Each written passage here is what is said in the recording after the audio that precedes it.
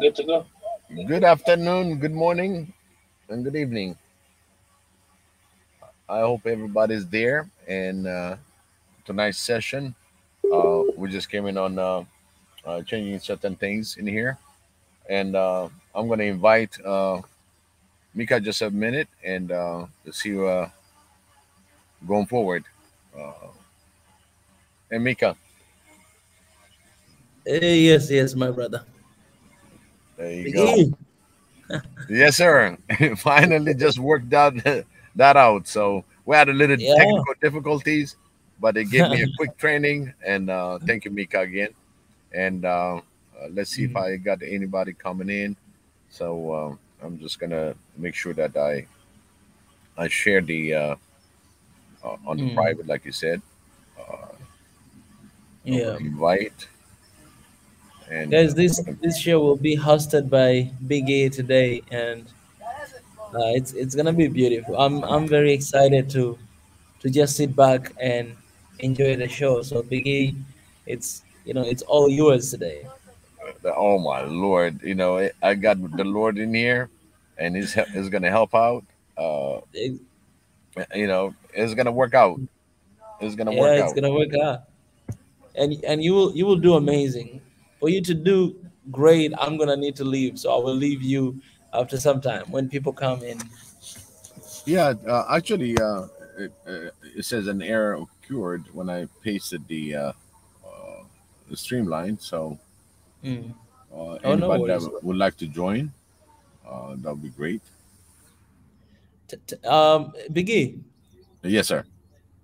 tell us a little bit about today's show. Like, what basically are you gonna do? Just to let people know what you'll be dealing with this show on Saturday. Yeah, tonight's show basically what we're trying to bring in is all the diaspora's stories. When you left the homeland, the African land, and you ended up in different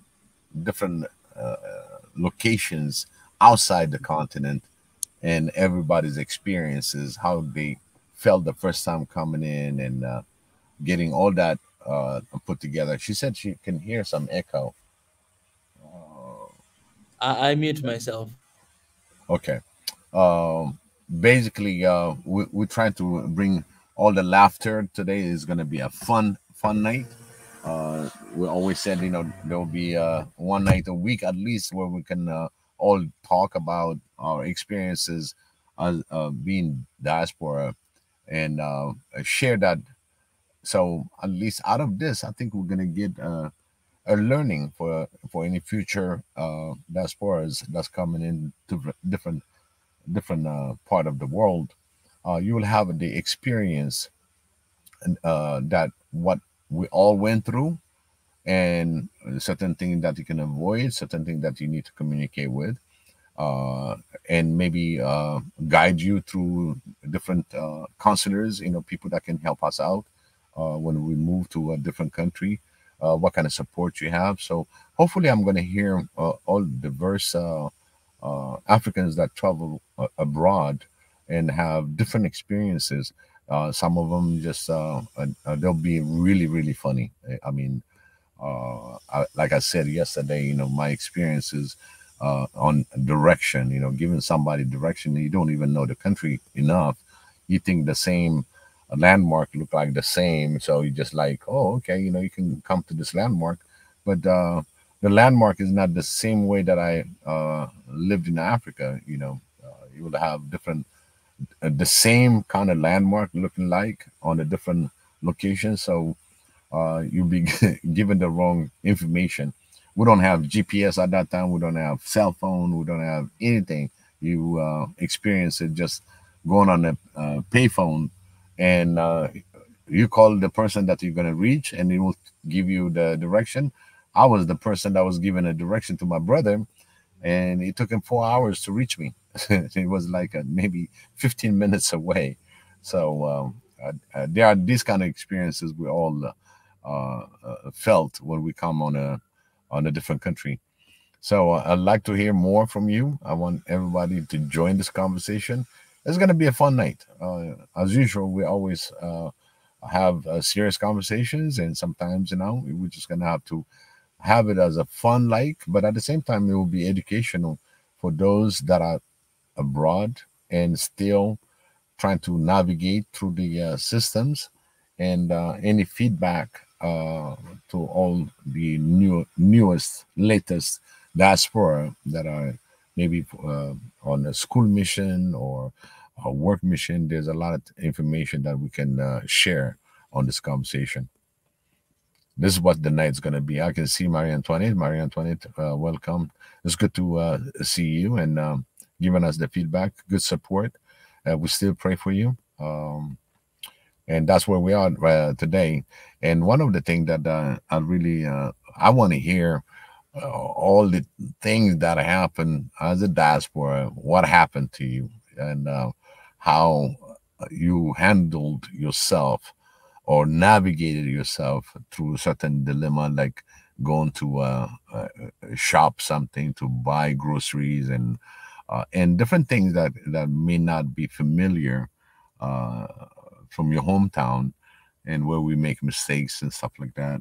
I was mentioning yesterday that was a amazing thing that this guy, he thought he purchased uh, a canned tuna or a canned food. Basically, he was feeding everybody for the longest the scam food, and until somebody went to the kitchen, opened the cupboard, he saw all these cans, and he knows the can is a dog food, but and unfortunately, he was feeding all his buddies out of that canned food, and it was the funniest that the dog food really is lean meat. It's chicken and fish and meat, and it's just canned. But just the thought of having to feed your guest a dog food, he thought it was like a can of tuna or something.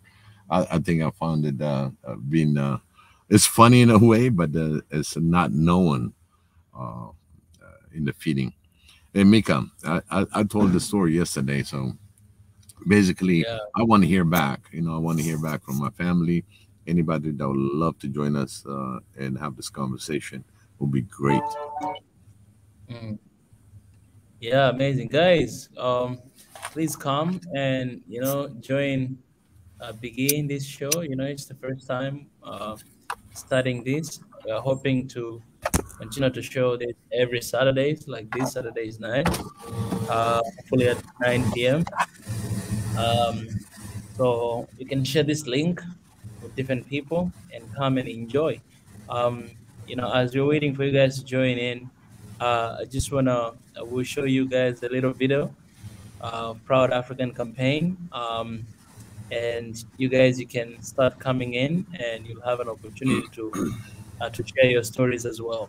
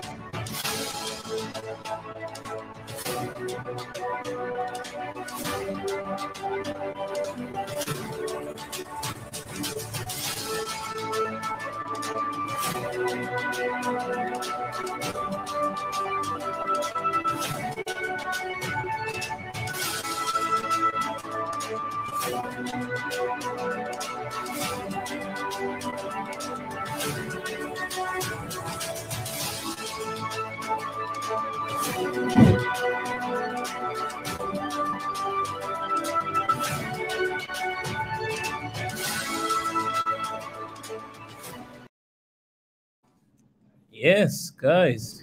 Yes, that's a Yeah, beautiful, beautiful, beautiful piece of work. Really, you did a great job on that one. And yeah. I can't. It just it gives you a piece that an understanding. You have a home. You have a real home. You can Mhm, roam mhm, across Africa. That's your home. And mhm. that's one thing that I want to emphasize. one of the things that I would like to talk about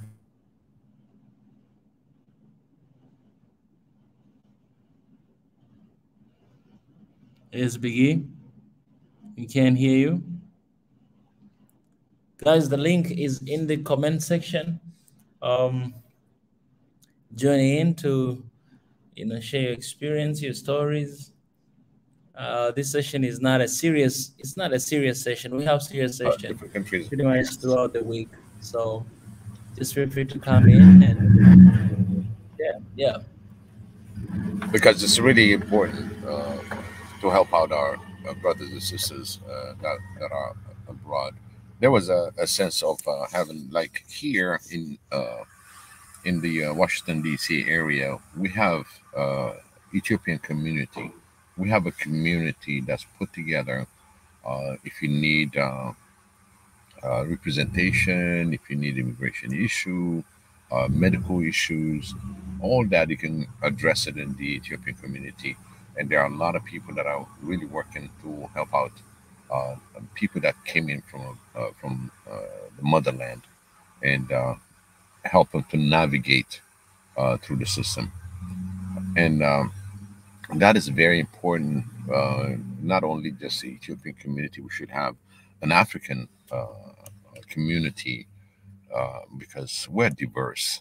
We got different languages, and if we can embrace that kind of community all around the world, that'll be a great move. It's not just the fun stories that we might have tonight, but at the same time, I want it to be really educational and see what is out there offered for Africans to navigate through the foreign countries.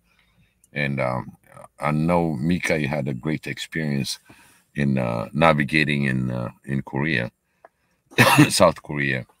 That uh, yeah, can you give us a little bit of story, how you navigated, how you managed to really put yourself together to learn the language and all that? Because language is another barrier, because yeah. we speak different languages, and Uh, to just get the kamsahamnida, yeah. 감사합니다. uh, uh, 여러분 안녕하십니까? 오늘은 이렇게 우리 uh, 다 같이 모여 hey, 있어서 don't start 진짜 that one, because 감사드립니다. even though I was not there, I had a lot of Koreans in my. 저는 In, 지금부터 한국말로 하겠습니다. come send me down. Oh my god. Anyways, you guys, you won't understand if I use Korean, but that's a good Nanin question. noted. Listen, nanin noted sarangyamida. That's what it Wow. You just say that I love you. That's right. Say, And guess what? nanin nonin Nanin sarangya sarangamida. Africa. Nanin sarangya Africa. So I Sarang love Africa. Africa. Wow, you're good. You pick the language. You know, I didn't language know is you got that in you, powerful. Biggie. Ah, Yeah. you can speak a little bit of Korean. This is amazing. I can Yes. speak Korean. You can speak and Uh, French and Mika, don't be crazy. surprised. You're not the only one that lived in that Korean life. I did it Wow. in America. That's right. Oh, That's right. Yeah. that's That's one of incredible. the things, and family, me and Mika talked a lot of things. Is one thing that I would never been able to talk about it. It Mm. amazes me, because maybe as for this moment, for Yeah, this timing that exactly. came about. But I had a Korean fiance, and I had 7 years Wow. experience. Yeah, 7 years. So kimchi and all bulgogis and kimchi jjigae, Yeah. name it, and I still Wow. do the cooking, and Yeah. I still feed my family. That's We never incredible. get bored in our table. Put Mm, it that way. mm, mm, So that's mm. where the experience comes, having to know a different part of the world, and get. In fact, she's from Busan, and Busan. Oh yeah, I've been to Busan so many times. a lot of people, when I say some few words in the Korean community, they go, "Oh, you've been in Busan?" So there's an amazing story Yeah, within the Korean community, and how they there's a deeper conversation yeah, on this fact that when the Ethiopians went out there, I just put it in a way there was this Ethiopian in the middle of fire. Okay, Okay. you see Jonathan, right? Yeah. Where's Nathan? You see him. Oh, yeah, I see him. Oh, yep. Yeah, that's how people be coming in. Oh, okay. I'm Yeah, learning. so I'm learning. yeah, so that's And how people be coming in, and yeah, yeah. so welcome, Nathan. What's up, guys? So I have a Uh, little Korean connection too, by the way. what's that? Oh, he has Korean Yeah, connection. Uh-huh. I spent 2 summers in Pyongyang, Really? Holy North cow! That's Korea. North Yeah, Korea. Dang. yeah. So chokom chokom Korean for me. Ah, Oh my brothers, wow. I Just say a think little bit, a little bit. now we really have something in common. Wow, look at that. Look at that. This is the dream team right here. Oh, teacher. Oma Oma teacher. International travelers, Oh my Yep. Yeah, lord, this that's crazy. see, How a lot of how was people your don't life in know that. Pyongyang? No, not Jonathan. a lot of people. Yeah, yeah. No, not a lot of people do. It was by chance because my my mother worked for the UN, so she was stationed in Pyongyang for 4 years, almost five. So every summer and Wow. every Christmas break, even though we were going to school here in the States, we would go and visit Yeah. and spend time there. So I was only there mostly in the summertime, but my two younger brothers actually lived there, so they went to school in Pyongyang for 2 years, actually 3 years. Wow. So they speak and write and read the language, but yeah, I Dang. just know a little bit just to get around. But I do make kimchi at home and Oh, bulgogi at Oh, home. really? you make your Oh yeah, kimchi?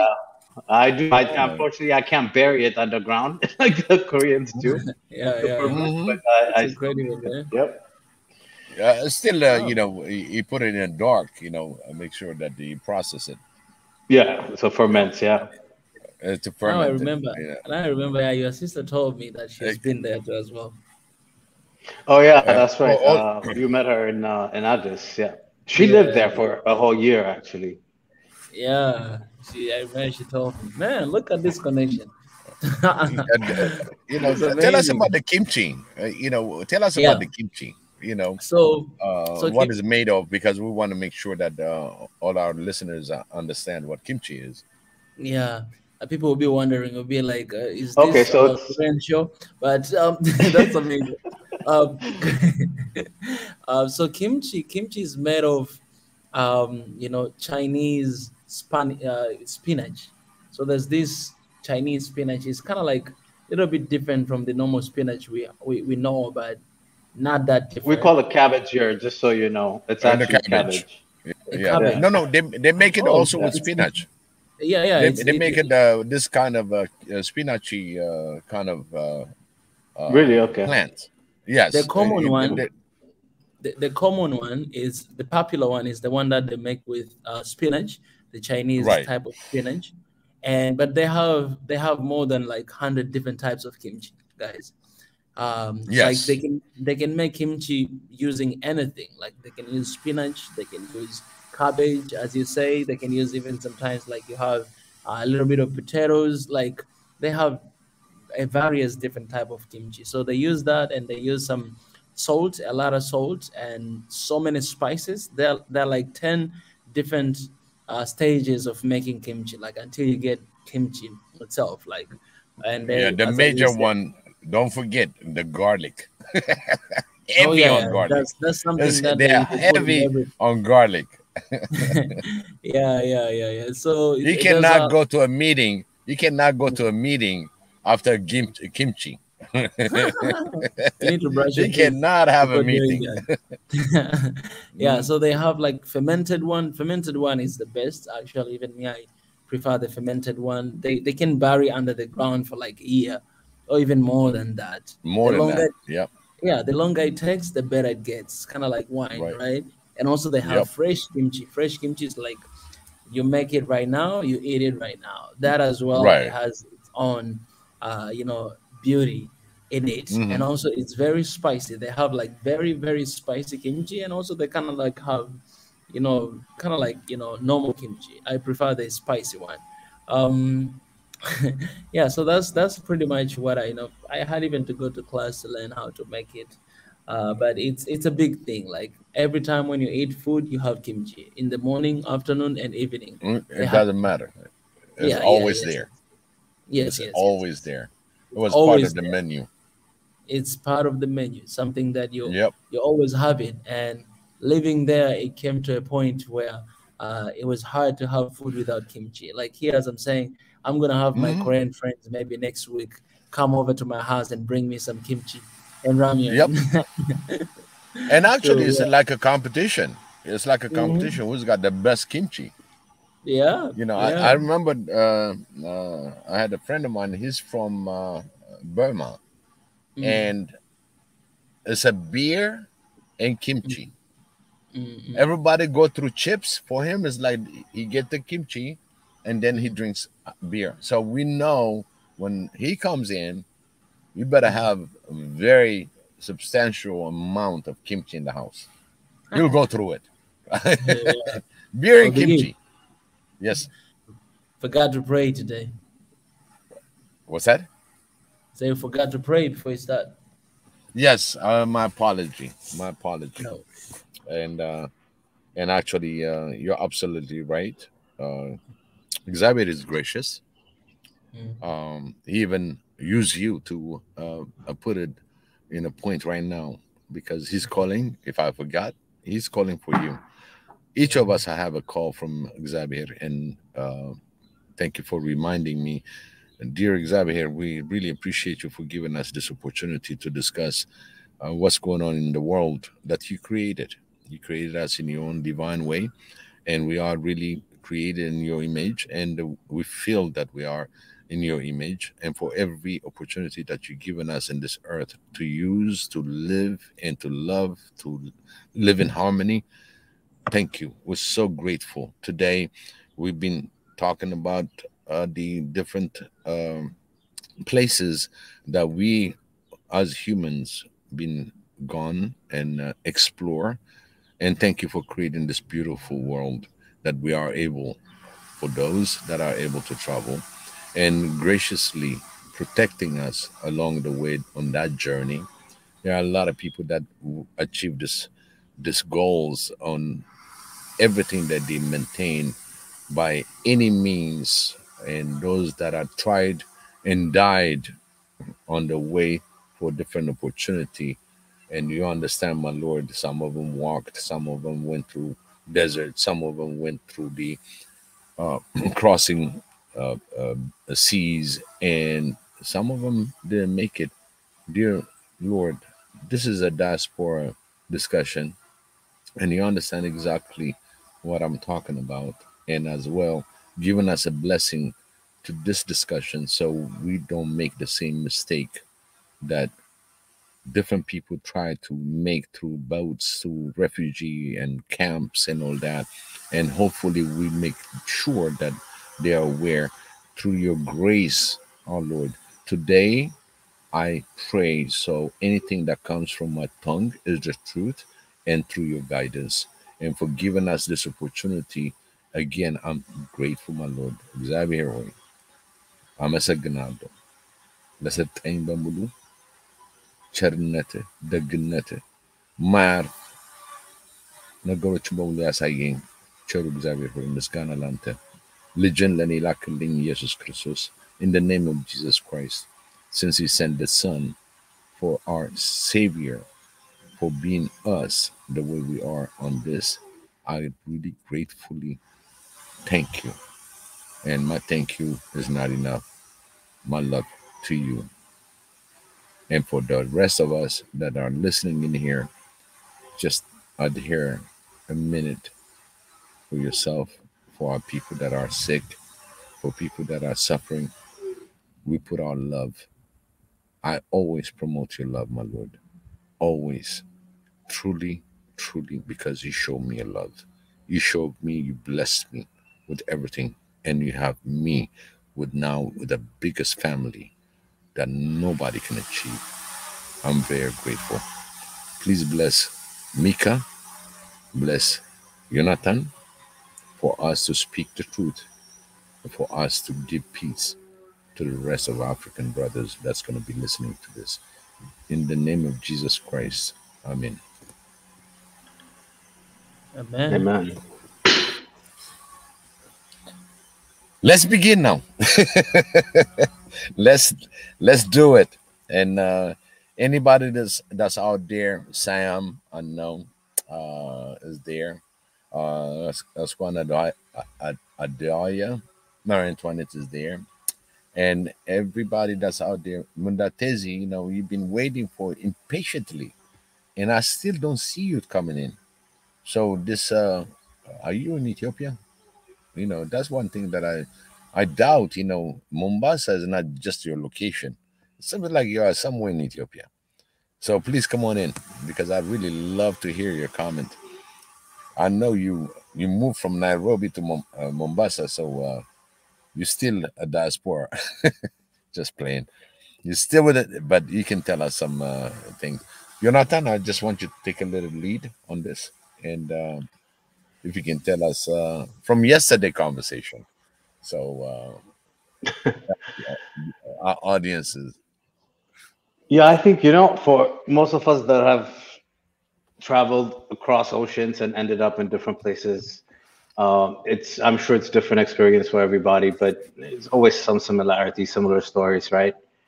Obviously, coming from Ethiopia, and directly going into New York City, it was kind of just shocking just in the scale of the city. And this is like, over 20 something years ago. So there weren't that many Ethiopians even in New York at the time. So it was a very small community, and usually it turns out to be that you find the church or whatever religious faith that you follow ends up to become kind of like that entry point into that community. So that's kind of how we first met the first Ethiopian group that were living in New York. But outside of that, the funny thing, I guess it's not funny really, but one of the most interesting things that happened to me, and actually not just me but family, was our names coming into the United States and registering for school. And my name is Nathan really, but they looked at my name and immediately said, no, his name is Nathan. And I was Nathan for a couple of years. And it was the weirdest thing. And I'm like, that's not my name. That's not the name I was given. It is, these biblical names, we tend to have different kind of pronunciation. But it took a while to kind of own my name back. A few years later, I said, no, no, don't pronounce it that way. It's Nathan. So ever since then, I've kind of demanded that I probably should just change. So they take out the H out of the English version of my name, but that's too much process. But same thing with my brother's name, Binyam, for example, and Yosef. They wanted to call you Benjamin and Joseph, for example. So I think that's kind of like the first experience for me that was kind of like, okay, I definitely am in a different place. And of course, not speaking English that well. I mean, I did go to a school that you did learn in English, but it wasn't, I was not fluent. So ESL was always an interesting experience because you had to sit with other immigrant students. So my first experience was with other immigrants from India, from China, from Bangladesh, because I was in New York City. That was predominantly the community that was there. So I know that's not a funny story, but I think this idea that you had to change your name to become more American is, I think, an issue that a lot of people probably have dealt with, especially if you have a difficult name to pronounce, right? Absolutely. Absolutely. The name, first of all, people will ask you, where you from? And the minute, it's like, the minute they ask you the question, where you from, and you answer, your question is answered. But again, there will be question after questions because of the communication. Because we're talking about U.S. level because we both migrants from Africa to United States, but different countries will be a little bit different. And these are the people we want to hear, because your experience is the same experience that I have. I come in, I speak different languages except the American English. I mean, American English and the British English, when it comes to coming into America, is, I mean, it's like You don't understand. Like I said yesterday, the only thing I heard it was like wah, wah, wah, wah, wah, wah. I'm like, okay, what are you trying to say? And you just kind of scratch your head. You understand that? I understand. One thing that we know is yes. We always said yes, even though you're supposed to say no. We always said yes. You know? I don't know. Maybe I just want to have some feedback, but so far that I know, you know, and your birthday, your birthday, it's probably somewhere in June, and I see people that they all born in January. Are you sure? Everything is January. And,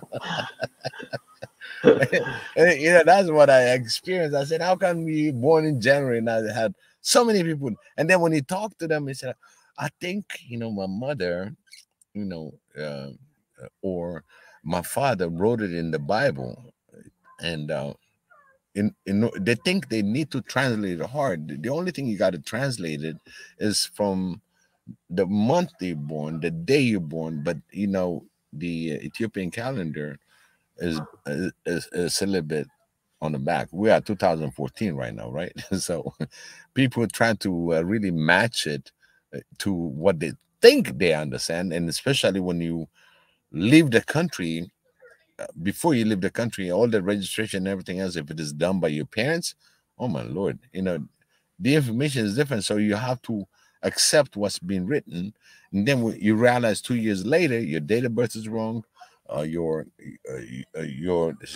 birthday, I mean birthplaces is different, and they just say it's simple. January, you never forget. I never forget that conversation. Like January, you never forget that. And a lot of them are January 1st. You know what I mean? It's like it just amazes me, the way this thing get translated. And I want to hear from different African countries if they have that kind of experience, because right now, predominantly right now, me and Nathan are pretty much from Ethiopia. Introduction through Mika. So I would really love to hear that. One of my experiences, Nathan, mine is it might be a little bit different, because before I got to United States, I went to French school, so I speak French, and I told my dad, I said, listen, if you really think you're gonna send me abroad, I want to pass through France, and I just really want to see that. And I was lucky, it's like I was really lucky during that time uh, for the position that I held in Ethiopia. I was the chairman of youth, and the way I wrote my own objectives, trying to convince the government I'm going to for higher education, and how you sign off on your name. I mean, it was a process. And the only time that I was given before I left the country, even though I'm going on an airplane, my passport is there. But again, in order to obtain that passport, you have to have a letter from the immigration that, yes, he's authorized to travel. So I'm talking about from that time. And I wrote my own letter, signed my own letter, and presented to a colonel to approve it. And he looked at me, he said, how can you write your own letter, sign your own letter, and being able to come to my office to authorize that? And I told him, I said, you know what? I have no choice. My plane leaves in 2 days. And I want you to approve this letter because I served my country. I was the chairman of the youth. I was the chairman of the fighting against illiteracy, and I worked. Now I need to get this higher education. He told me what make me assurance that you're gonna return to the country, and I told him because I'm Ethiopian. He signed it right there because I told him I'm Ethiopian. So whatever it means, your name and born in Ethiopia, and he called the the name Ethiopia. The colonel approved it, and he said, I want to see more of you. I told him, I'm going to go there, do what I have to do, and I will be back, and you'll see me again. And he signed it. So the way I exited Ethiopia, it was another drama, another history. I came to United States through Paris, and I went to Paris and looked at everything that I can see that is different than my African homeland. And when I see all these historical places, we even said a few things that have been robbed or loots from Africa. I witnessed a few things, but that time was not really something that hit me. For me, it's like, yes, I flew out. Okay, I flew out through a process. I remember when I got in the airplane, it's like, oh, really, I'm taking off. Then I have other people that was next to me, a good friend of my father, no mention names, and I was supposed to be escorted by two beautiful young ladies. And my experiences, I landed in Khartoum. When I landed in Khartoum, because I took Lufthansa, from Lufthansa, Air France, and in the middle of that, this is 1980,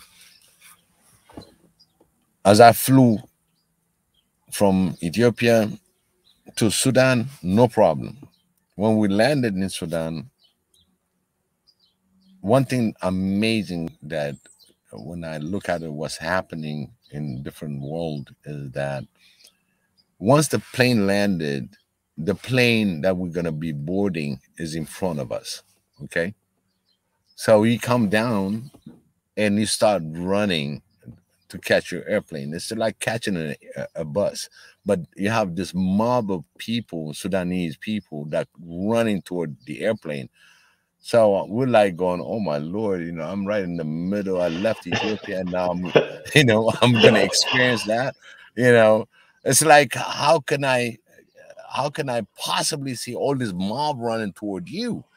But apparently this mob will pick up your luggage that's coming out from Lufthansa and load it to the Air France. So I have these two ladies that they're supposed to protect me. Now I gotta protect them. They're like coming to me. It's like, oh, what's going on? They're from Germany. They're visiting. It's just the Lufthansa lands through the Sudan airport. So I told them, no, don't worry about it. They're the one. The sky cap, right? In America, we call them sky cap. They're gonna be carrying your luggage from one airplane to another, so don't worry about that. So as we got in, I ended up in Air France. The most amazing thing, you pass through that. We're on the mid-air, and we're gonna pass through the Egyptian airspace. In Egyptian anytime you are in Egyptian airspace, I believe that they had an agreement. They have a live training. So basically, you'll have two Air Force planes that forces the airliner to land. So now we have to be force landed in Egypt, in Cairo. That's crazy.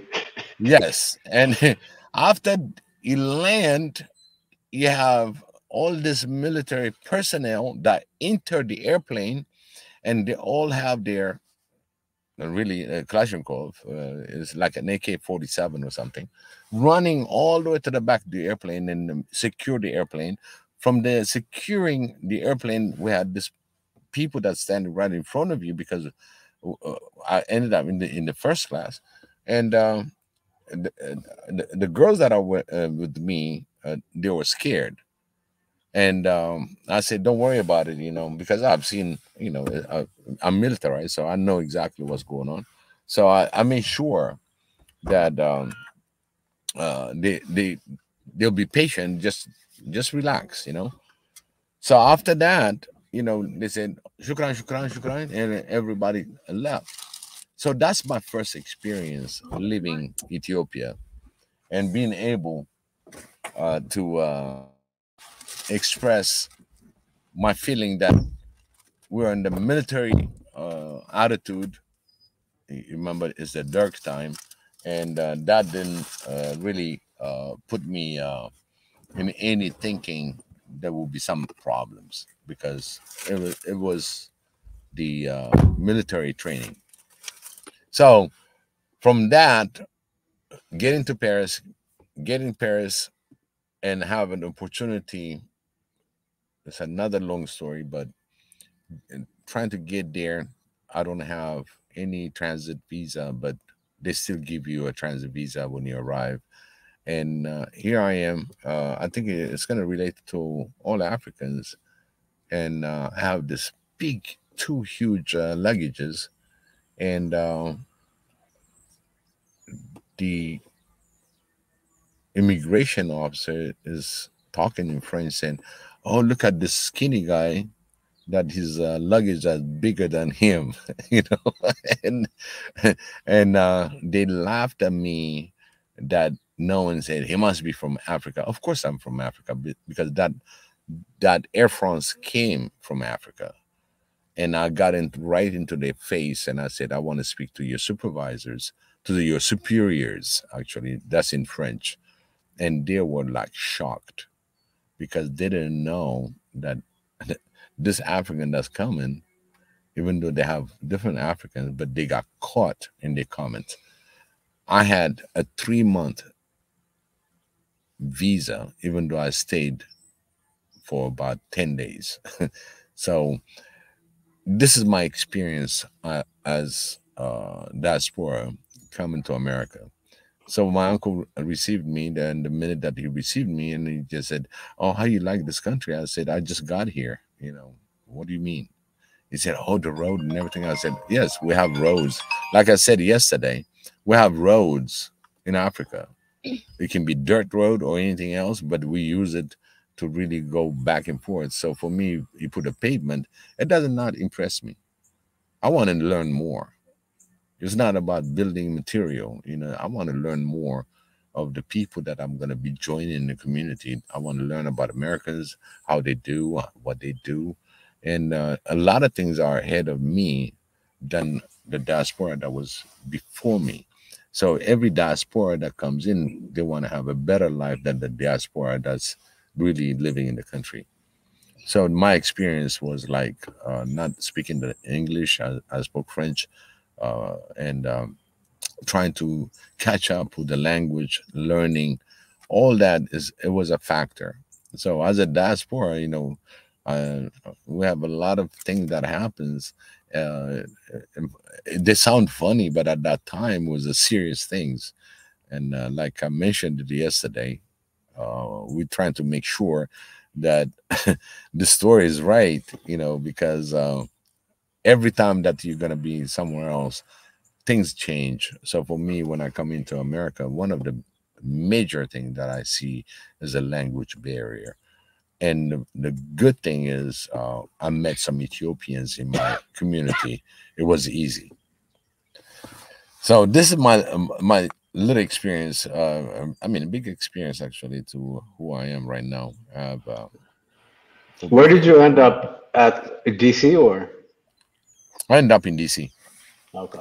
You have to let me know if my mic start acting up because my mic usually does that after every 40 minutes. But so no, you're I think most of us I don't know, I cannot I don't know the percentage, but not everybody leaves in a with a passport and a visa and all of that. There's so many the last 15, 20 years, 10, 15 years actually, even that have left in so many different other ways, right? I know so many Ethiopians, for example, that first ended up in Kenya and then worked their way into the States. I know people that have gone all the way to West Africa, that ended up somewhere in Latin America and came all the way up to the Mexican border to come in the last 5, 10 years.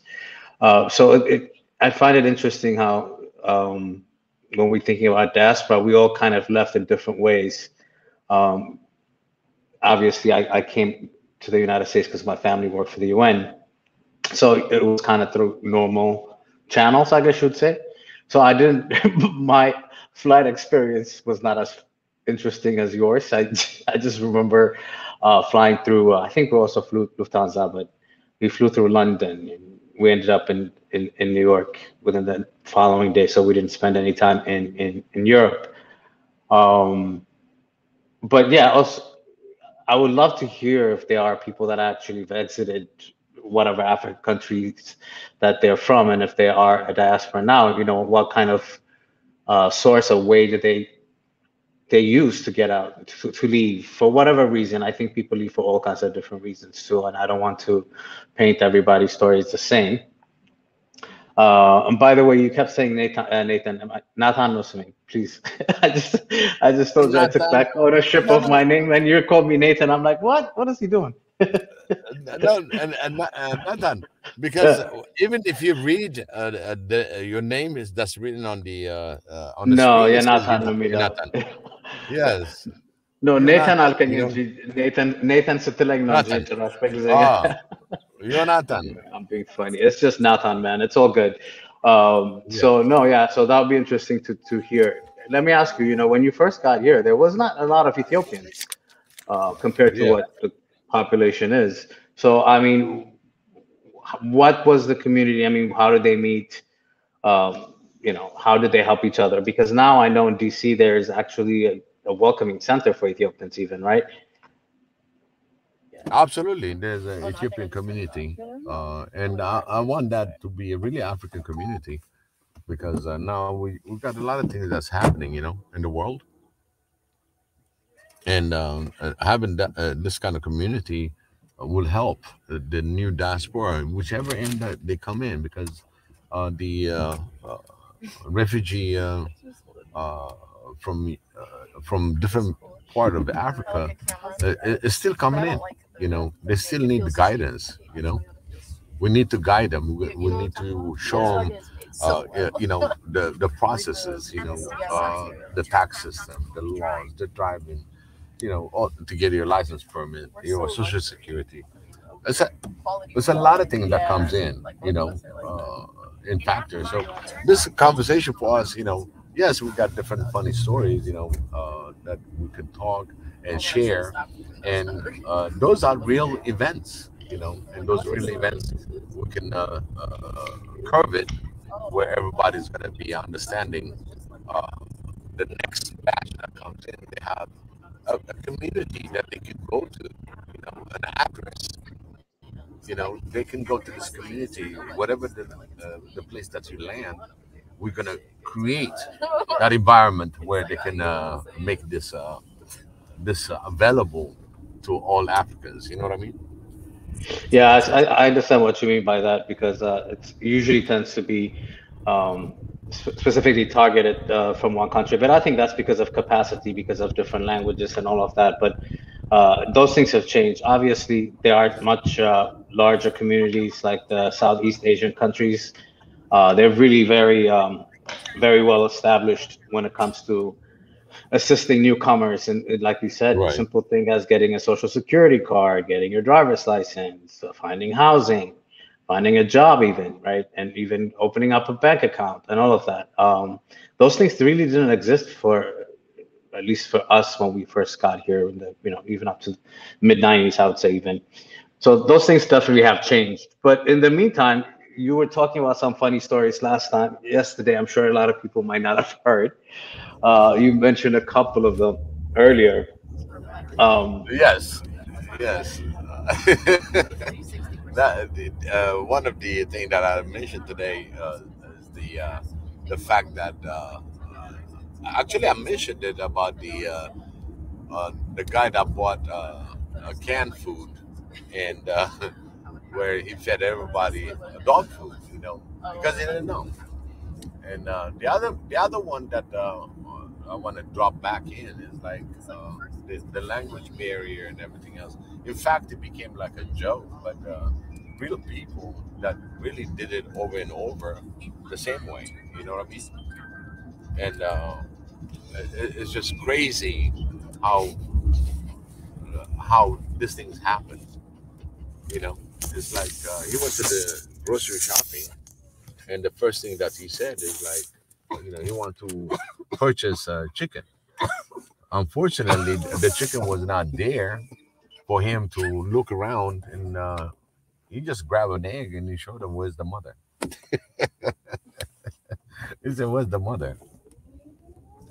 Hello? I was Are muted. you I still mean, there? that's hilarious. Yeah, I'm still here. You have a You lot of know? background noise on And they your. made it, and it became a joke, But this is real thing that happened in the 80s.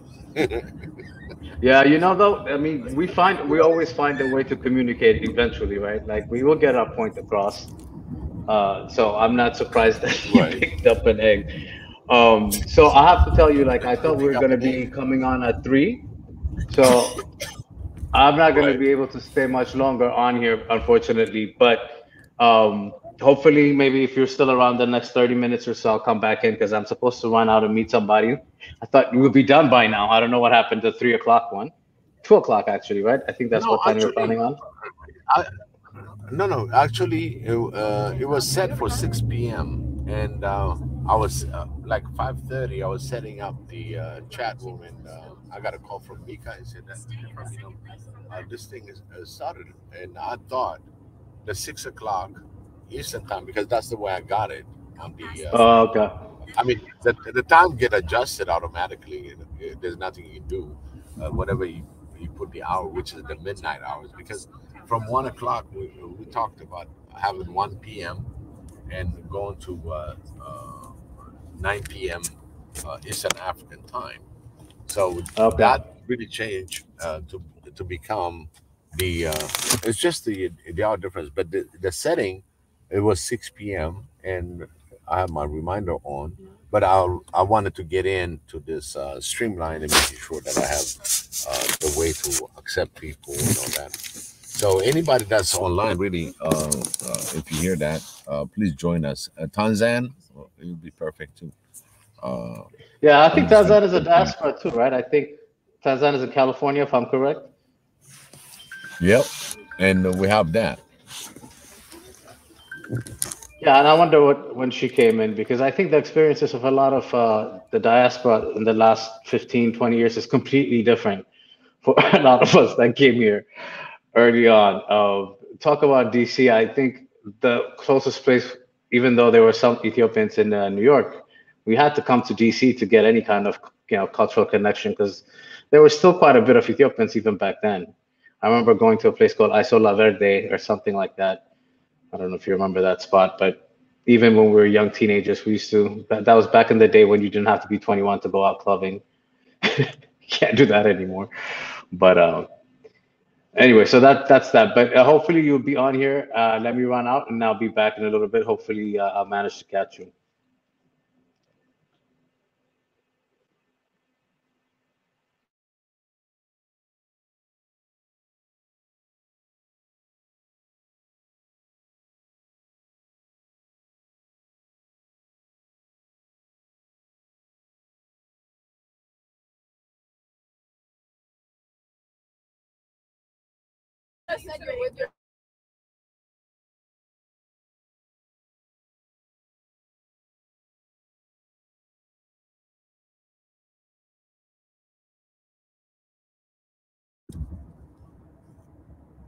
I guess Nathan dropped, and anybody that would love to join us and have this conversation, trying to get a hold of Mundatezi. Waited for a while, so anyway, I would say, can you hear me?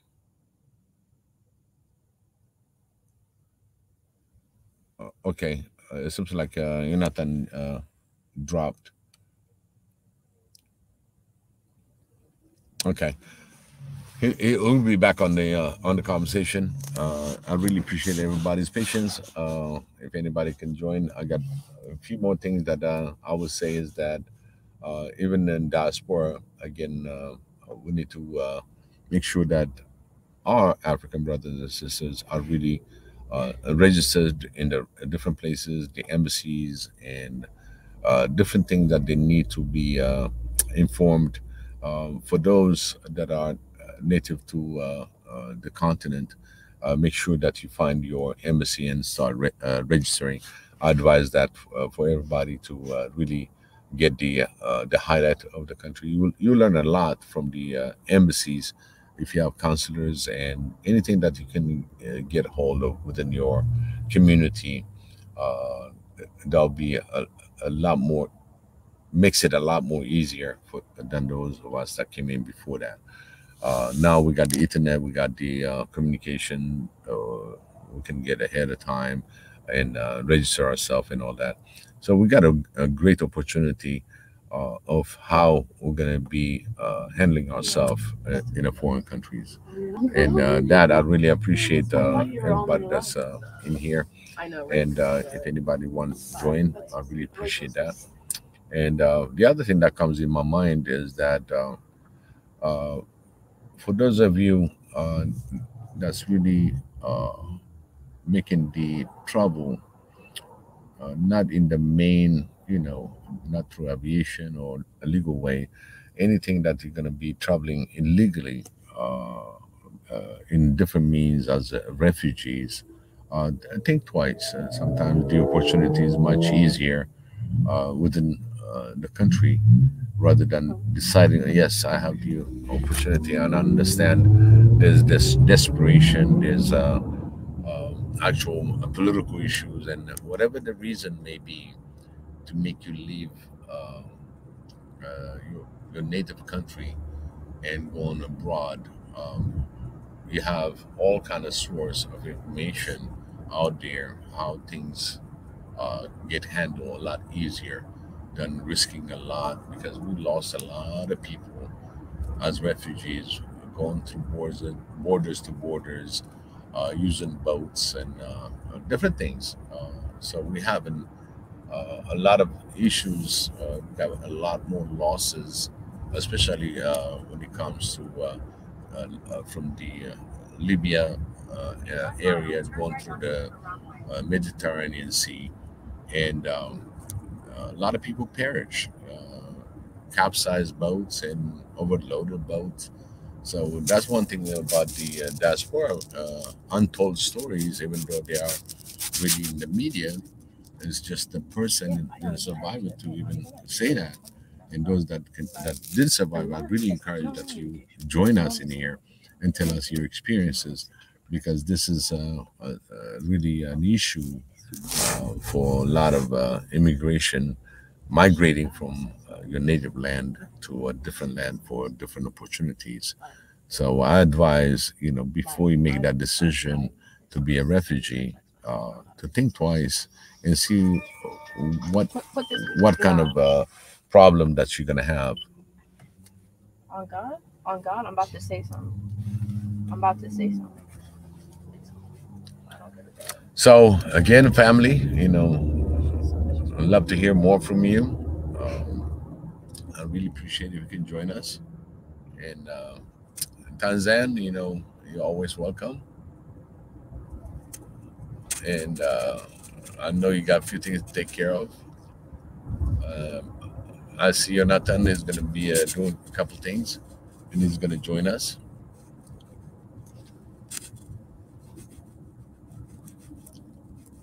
Does anybody hear me?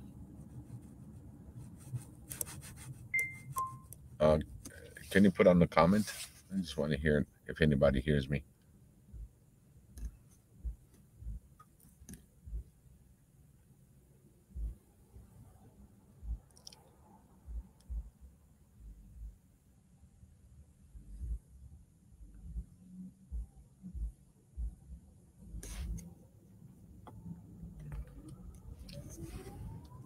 Sam, can you hear me? Or Matifi? Stay in the second lane from right. I just want to make sure that everybody communicate with me. Hello? And at the next one, turn right. Yeah, Maria Antoinette, can you hear me? Can you confirm that?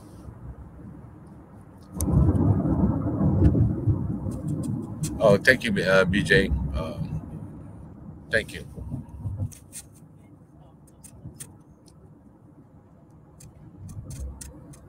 So anybody that's in diaspora, uh, I invite you. You have the link. Please join us. Uh, I really appreciate that. Especially this is my show today. It seems like everybody got quiet.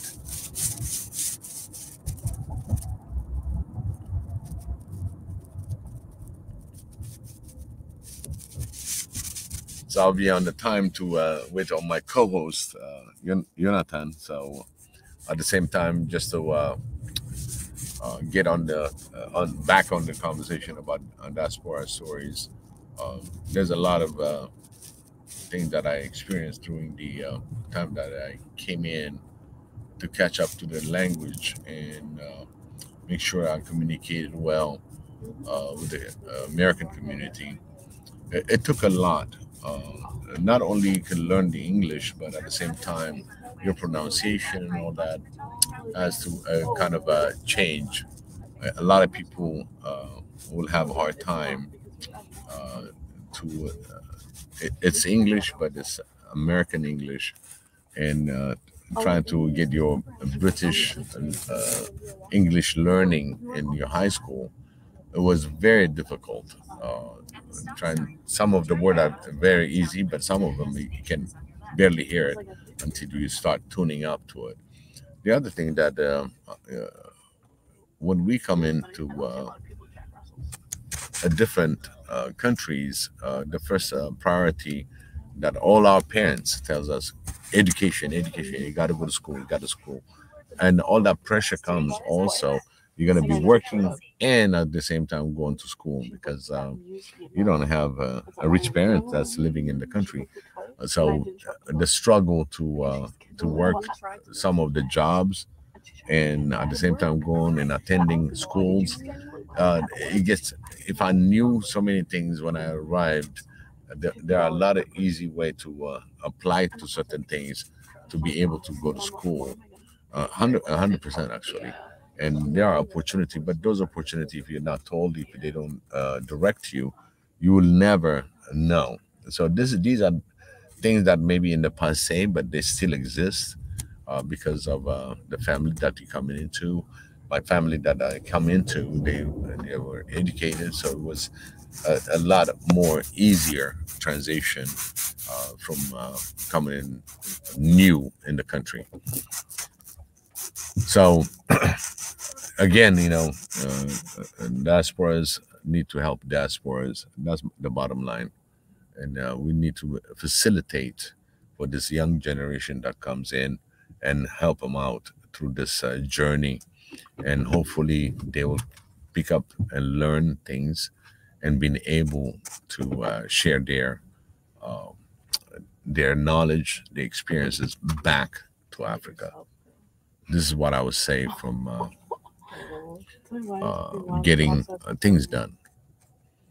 Because at the end, we just don't want to be harvested and stays in different diaspora situation and never go back home. Because all that work, that hard learning experiences, we need that back and transfer to Africa.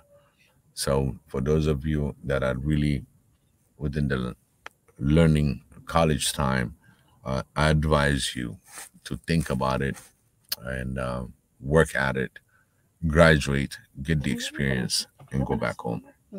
And home is Africa. Because at the end of the day, we want the continent to progress within Africans, by Africans.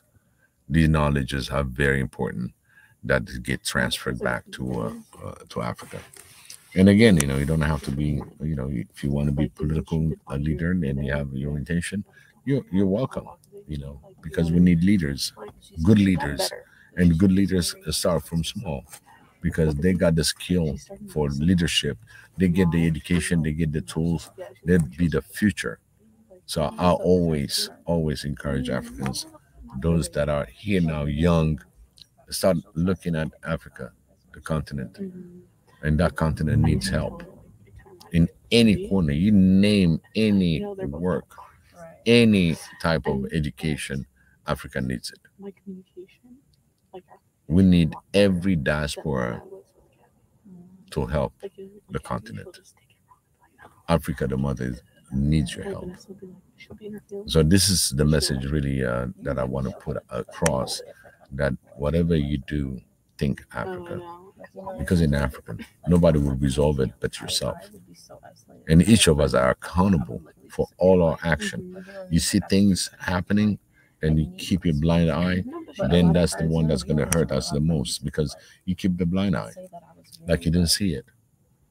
We're going to have to fight it. We're going to go back and say, hey, listen, this is not right. I see a lot of African within the continent having this struggle.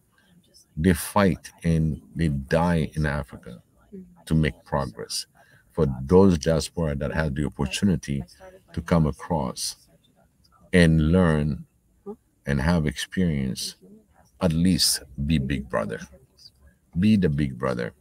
Pick an African, help him through his process, because he doesn't have to go through the sea, he doesn't have to go through the desert to have a different lifestyle.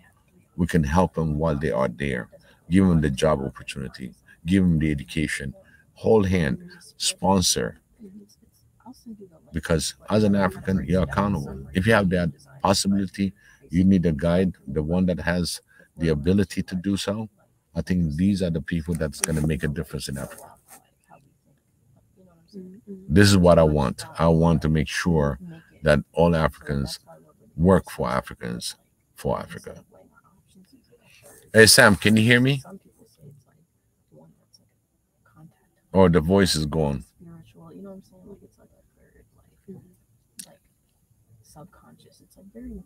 Sam, can you hear me? Or BJ? BJ Riggs? So I'm a number 5. So like 5s always deal with a lot of people projecting. Oh, I know you're talking about there's like a left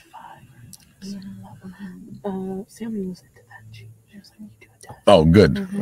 Thank you, Sam. So again, I'm gonna post the link to join, and I really appreciate that if you can join us.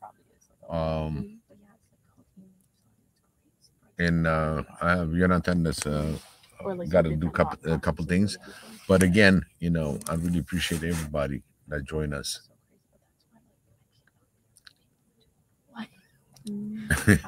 Sam said, "I'm eating. Hands are busy." I just love this honesty. Thank you, Sam. It's honest truth. But again, really appreciate everybody that joined. Like hang out with you. Like say I was people, and the next day I most likely would be going to hang out with somebody else. But if I had ended bad, or like I was in a good mood at the end, then the next day most likely will be like, I don't want to see you. Like, you know what I mean? Like no, that makes a lot of sense. Like at the beginning, I hated the past couple of times. Hello, BJ. Hi, how you doing? Yeah. I'm doing good, BJ. Thank you for joining. I'm loving what you guys are discussing I understand it from both perspectives, being an immigrant, I'm in America and people come, and it's, the thing about being in America, you're sort of isolated to certain areas. So it's sort of hard to reach out to different people. But being in America, just culturally, you're sort of very guarded. So it's, on the flip side of it, it's sort of hard to reach out to someone because trust can be an issue. But it seems like the same conversation is constantly going on. It's like we're not learning from what our parents endured, what our grandparents endured, and not finding another way of just starting to build a bridge and communicate our experiences, because our experiences is going to, like you said, help those who are around us, but also help those who are coming behind us. Yeah, I can hear you. Go ahead, BJ. Hey, can you hear me? Yeah, I can hear you now. For some reason, it just got muted a little bit. Okay. No, I was just saying that it seems like we're not learning from the past, and the past is like is our foundation of how did our parents and our grandparents and our great grandparents navigate this. This is not the first influx of people coming in as immigrants into the Americas. You know, again, you know, I know when people come, they're sort of isolated, but somehow we have to build a bridge because, again, you know, America is sort of guarded, so it's not easy to connect with other people. But still, we have to find a way of reaching out. I mean, we now have all these YouTube channels, and in the past, you know, with the Great Migration, people somehow was able to connect with people. We didn't have they didn't have telephones, they didn't have internet, they didn't have all these things, but they knew, okay, you're Italian or you're so and so or you're so and so. Well, you know, go to this boarding house. This person is renting rooms. You know, blah blah blah. And they built that foundation. They have people looking out for each other. Now you don't really see that in America like you did in the past, where okay, here's the steps. These are the things you should do. You know, like you know, even with us Native Americans, we used to have something called a green book. Well, these are the areas you can be in. This is the hotels you can go to if you're traveling through the country. Oh, this is the city you have to be, you know, not on the streets after sundown. So they knew how to navigate everything. Now it's like we don't see that like we did before, but yet we have all this form of communication, but yet it's like it's still a disconnect. I agree with you 110,000% because I think we always discuss about the diaspora to do something, but within the diaspora, there's no communication.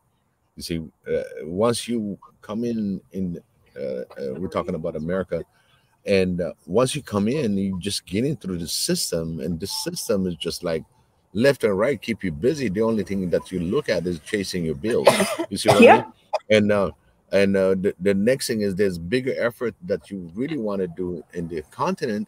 It doesn't give you the opportunity and the time because some people work 2-3 jobs, you know, to end meet. So in the diaspora coming in, he doesn't have a rich uncle or a rich somebody that's going to be taking care of him to get the basic education and all that, making sure that he's going to be competitive. And they have to struggle through 2-3 jobs. And as you know, you come into college, you get 4 years, you get your bachelor's or whatever, and then you go to your master's. But you don't have that kind of time. It takes that basic about 7 to 8, 10 years in order to have your bachelor's.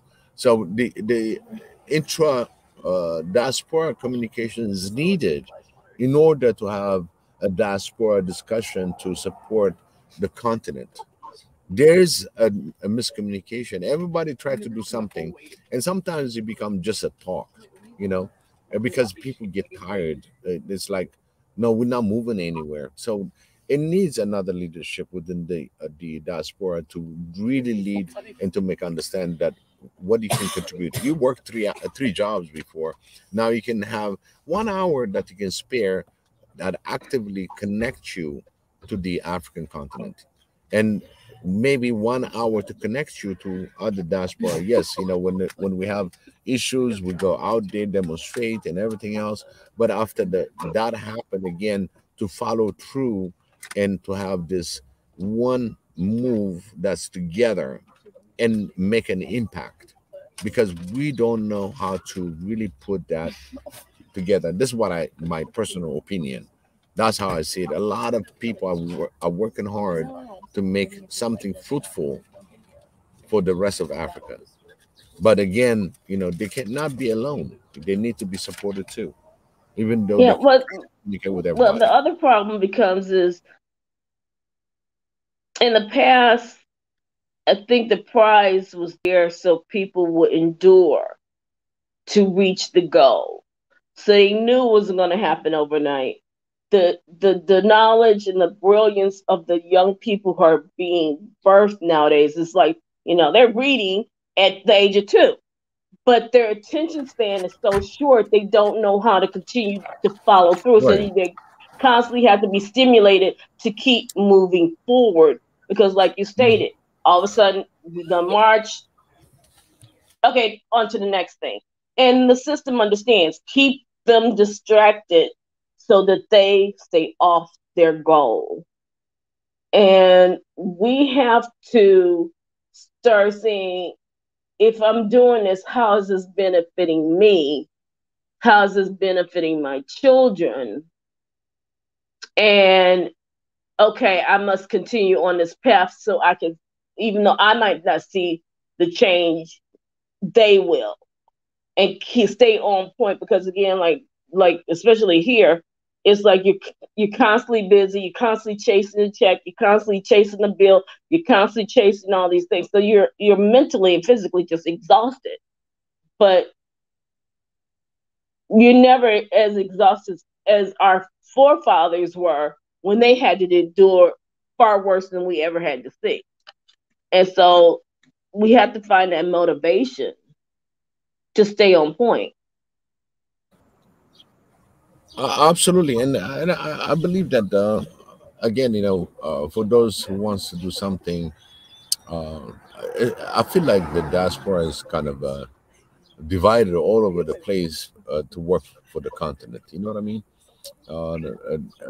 There are a lot of diaspora that still do work for the continent. You see what I mean? But they need more support. That's what I feel, in my opinion. They need Well, actively working. but the thing is because we're so disconnected, we don't know what to work for. We're the type of people we have to. If I could physically see what you're doing, I can buy into it. But if I can't see it or understand it, then we're a little hesitant about it. So it's divide and conquer has succeeded from day one. So somehow we have to find out what is there and can I help? Because the problem is, well, I barely can make rent this month. I don't have nothing. How can I help? There's nothing I could do. So we just go on to the next thing, not seeing that there may be other things that they can do. And yes, and then they could buy into it. And once you do one step and the second step and the third step, then you can feel fully committed. But it's just getting that first step to move towards it. But if you don't know what you're moving towards, a lot of people are like, well, I don't know. Because it's like, well, do I have to do everything? I don't know anyone. I mean, you're talking about Africa. The Caribbean is not that far from America, and there's a disconnect there too. And then, till recently, we didn't even realize that there was more slaves that descendants in Brazil than ever hit America. It's we don't know each other's story. That's and until you know someone's story, we don't have any. Can't commit to something we don't know. It's exactly what you're right at the point, BJ. I mean, I cannot emphasize more than what you said right now. It's just I don't know if it is a focus, if it is something is spread on what on the interest, but at the same time as a diaspora, you know what needs to be done. Like you said, there's no that big picture. You see what I mean?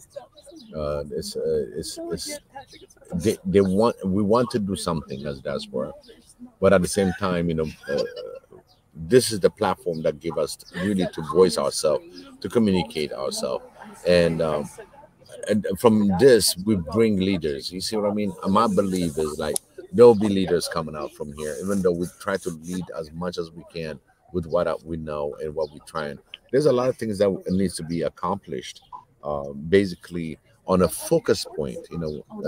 If it is agriculture, if it is economic, because when you start going into politics, really you'll have issues to begin with. But when it comes to basic economics level for the Africans, opportunities, hold hands, big brother. These are the things that I think, in my opinion, will make a difference because you have tangible person because you're holding hand of an African child that's out there and helping them to grow, helping them to be prosperous, so he can give a job opportunity The thing is, they graduate and they don't have jobs. If you don't have experience, oh, we're not going to hire you because it's limited job opportunities. For me, it's like I want to satisfy the one that's coming in also from college, and give them the hope. Yes, keep going to college, and here's the jobs. Because really going to college and over, and if you don't do anything about it, they become desperate, and that's when the immigration comes. That's when they start migrating different places and become a diaspora again. You know what I mean? It's like I used to say, junk in, junk out. You know what I'm saying? It's gonna be back and forth. You see what I mean? Oh yeah, yeah. Because again, it could be just as simple as because China is producing so much, and China has been like sort of an open door because prior to all that, Japan shipping items across continents was so expensive, but now it's so much cheaper. So I know I ran into like I'm probably saying it wrong, but Alafia, and I think it's like uh source, what do you call it? The source, like so that the people get, fair trade or whatever. But I'm just thinking with that alone, if like if each one buy one, something so simple, if each one buy one.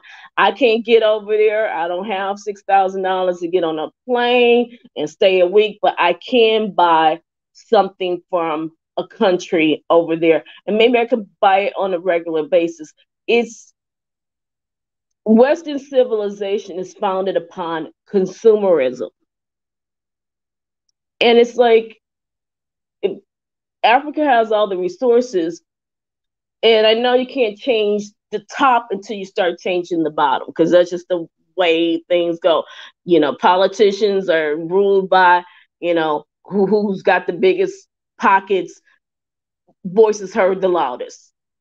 But if you could even start with, okay, well, we have an exchange where we have a group of people who are bringing items to the market, and maybe we could then sell it back to the diaspora all over the country, all over the world. And that can be just a little small way of starting, to enable people to start, okay, I have to work maybe a farm, or I have to build a road to get the items from the farm to the city, to the airport, to the ship, to the what, and it will build slowly, but then eventually get to the point that it'll accelerate because we're not exporting our stuff and not importing everything.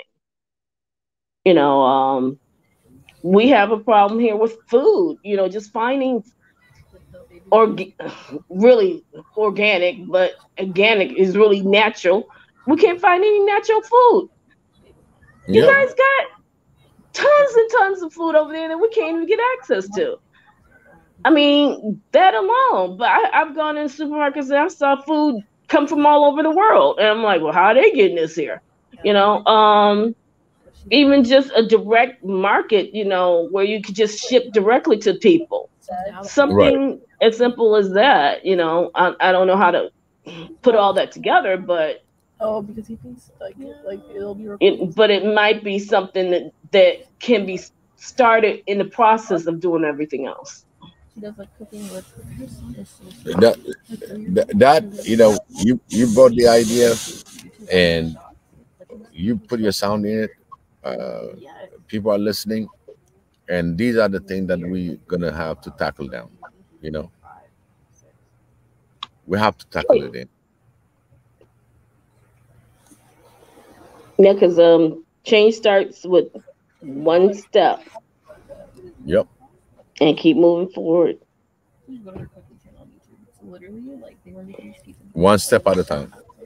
Yep. Well, thank you for allowing me to speak. Thank you so much, BJ. Thank you so much for coming on board. And please keep supporting us. Be on it. And that's the only way that we can achieve something. Talking about it and put some plan of actions.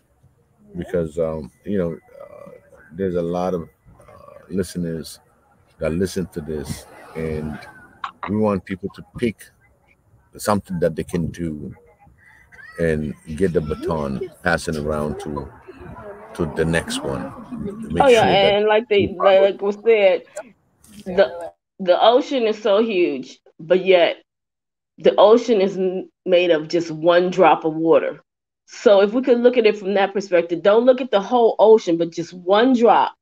If each one of us can make one drop, that could fill a whole ocean. We just have to make that one little step. Take care.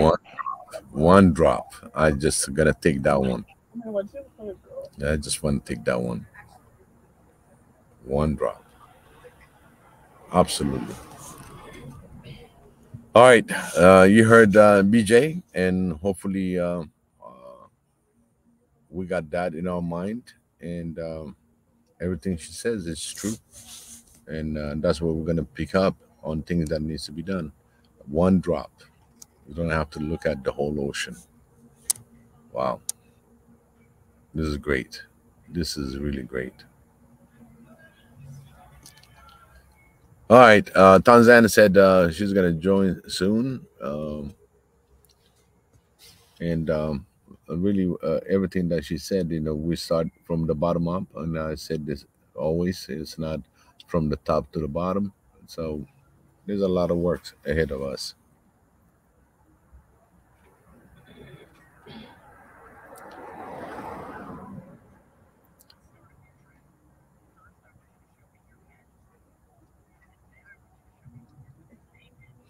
Yeah, I'm just reading a comment from Sounds Bantu. As he says, there's a commercial targeting Asians and Hispanic consumers selling food. So we need to do the exact same thing. As you see it, there was a lot of things that used to come from Ethiopia, and now it's targeted for taxes and all that. So there's a lot of things that came down, but at the same time, still we need to import and help our brothers and sisters out there. Definitely.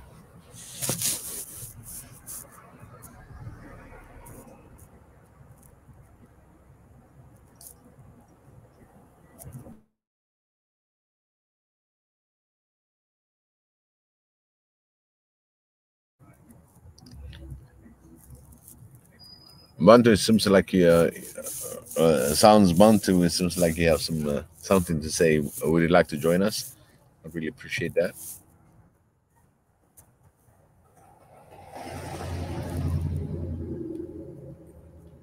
Again, family, make sure you like and subscribe. Don't forget to push that like button.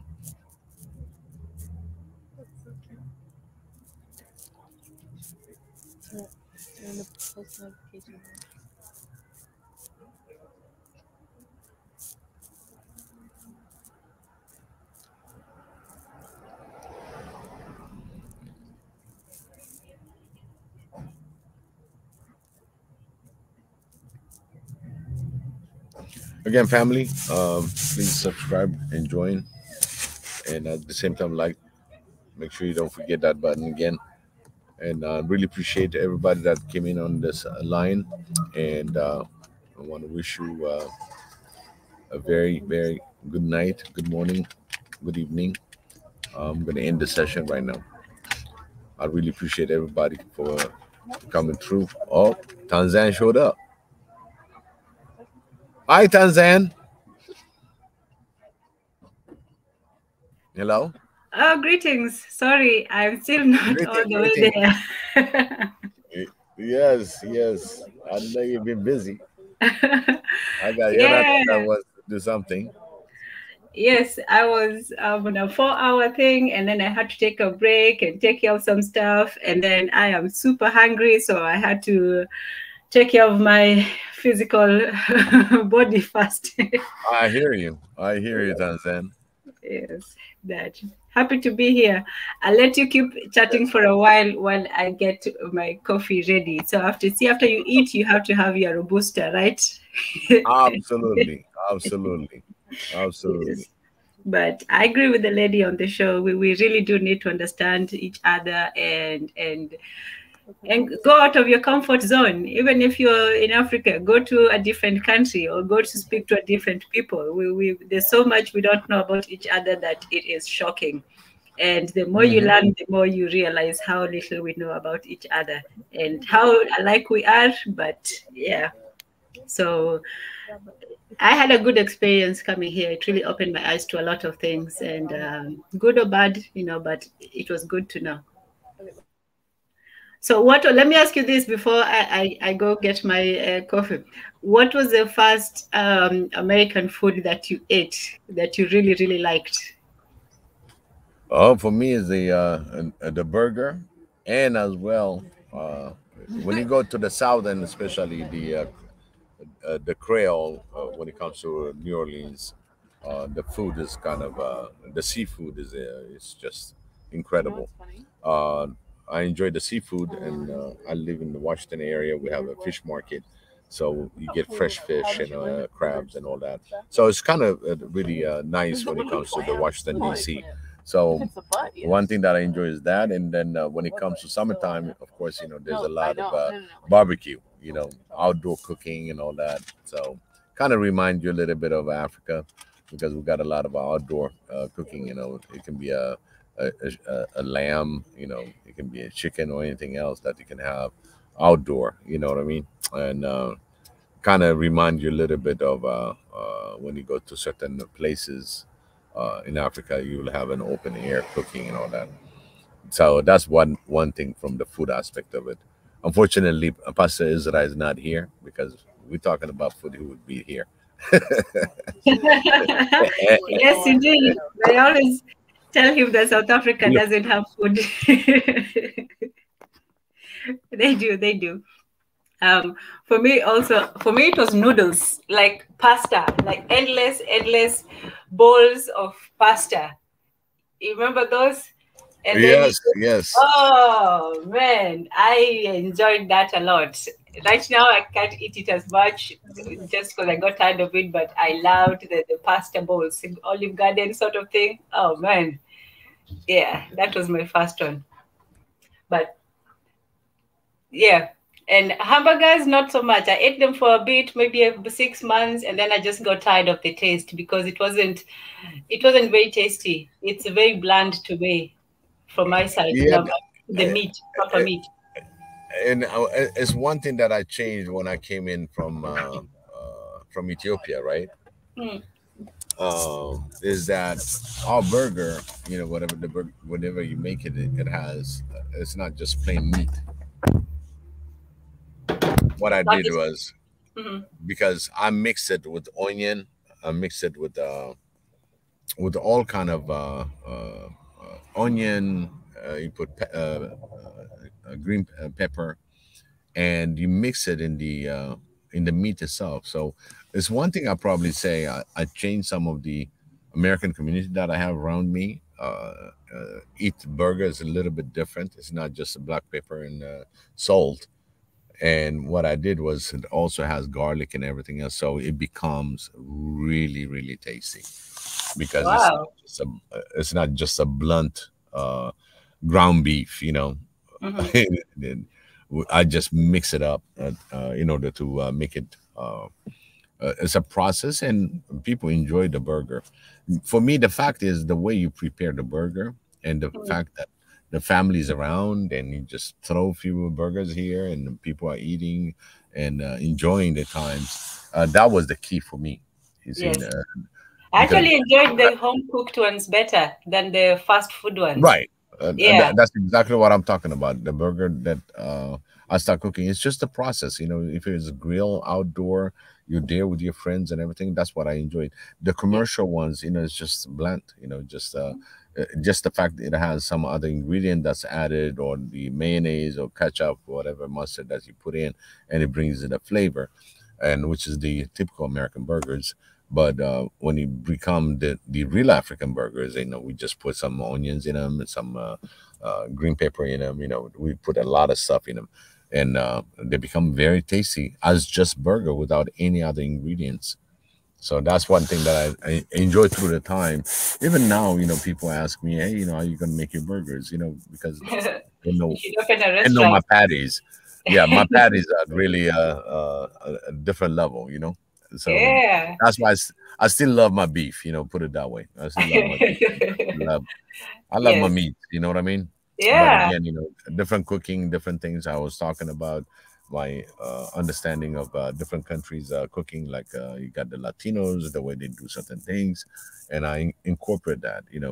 Enchiladas and tacos and burritos. I'll make that. But one of the things that you really exposed to when you come to America is the burger and the ribs, and a lot of, if you go to the South, and you get some of Biggie. Okay, you went out for a little bit, but you're talking about the burgers in the South. I know that the South have a different style of cooking. It's much more richer. They have the ribs, the giant ribs. They have the mashed potatoes. Oh, no, maybe not. But they have the mac and cheese and collard greens. I haven't eaten this authentic Southern style, but I've eaten Southern style, here in California, and it with was pretty good. the white. It was a white flour. You went Just off for a because bit there, Biggie. You just came back in. So if you said something, we might have missed it. no, I've been. Oh, you didn't hear me? No, you went silent for a bit. So Oh, sorry about that. No, it's okay. No, But you're saying basically, something about the Southern cooking. yeah, the Southern cooking, especially when it comes to the seafood. Mm-hmm. Boy, it's a Creole dishes. It's Creole, especially the New Orleans area. I mean, it's just the restaurant quality, the food quality. You can talk about your pastas. The pasta comes in the different grades. Believe me, it's just you'll enjoy the New Orleans cooking. It's more Cajun. It's Cajun, and their cooking has a lot of spices, and that all Africans are familiar with. Yes. That's an amazing food.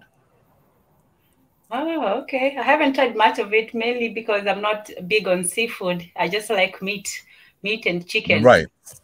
Oh, and they still do. It's a Cajun though. It's more Cajun Creole cooking. You know what I mean? Okay. They still got the chicken. They still got the beef. Name it. They still have it. But at the same time, what I want to emphasize is the seafood. The way they create gumbo, for example. Gumbo is one of their recipes, very famous in New Orleans. Yes, In I've heard of Louisiana, it. actually. Yeah. Louisiana is known for that. What's the difference between gumbo and jambalaya? Jambalaya is close, but it doesn't have that. Jambalaya will be more, what do you call that? Not gluey. You know what I mean? The Okay. gumbo will be gluey a little bit. You know what I mean?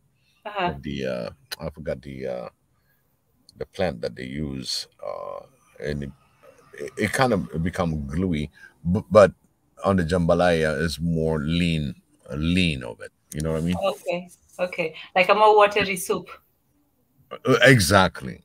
Okay. Yeah. But the other one that it has starch and stuff, a certain starch type of mixture to it.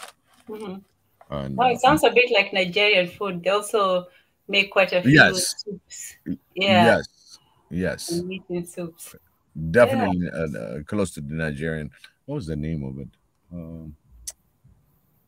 God, I wish. Here you go. Sound about to say okra. Here you go. Okay. Okra. Yes. I've heard of it.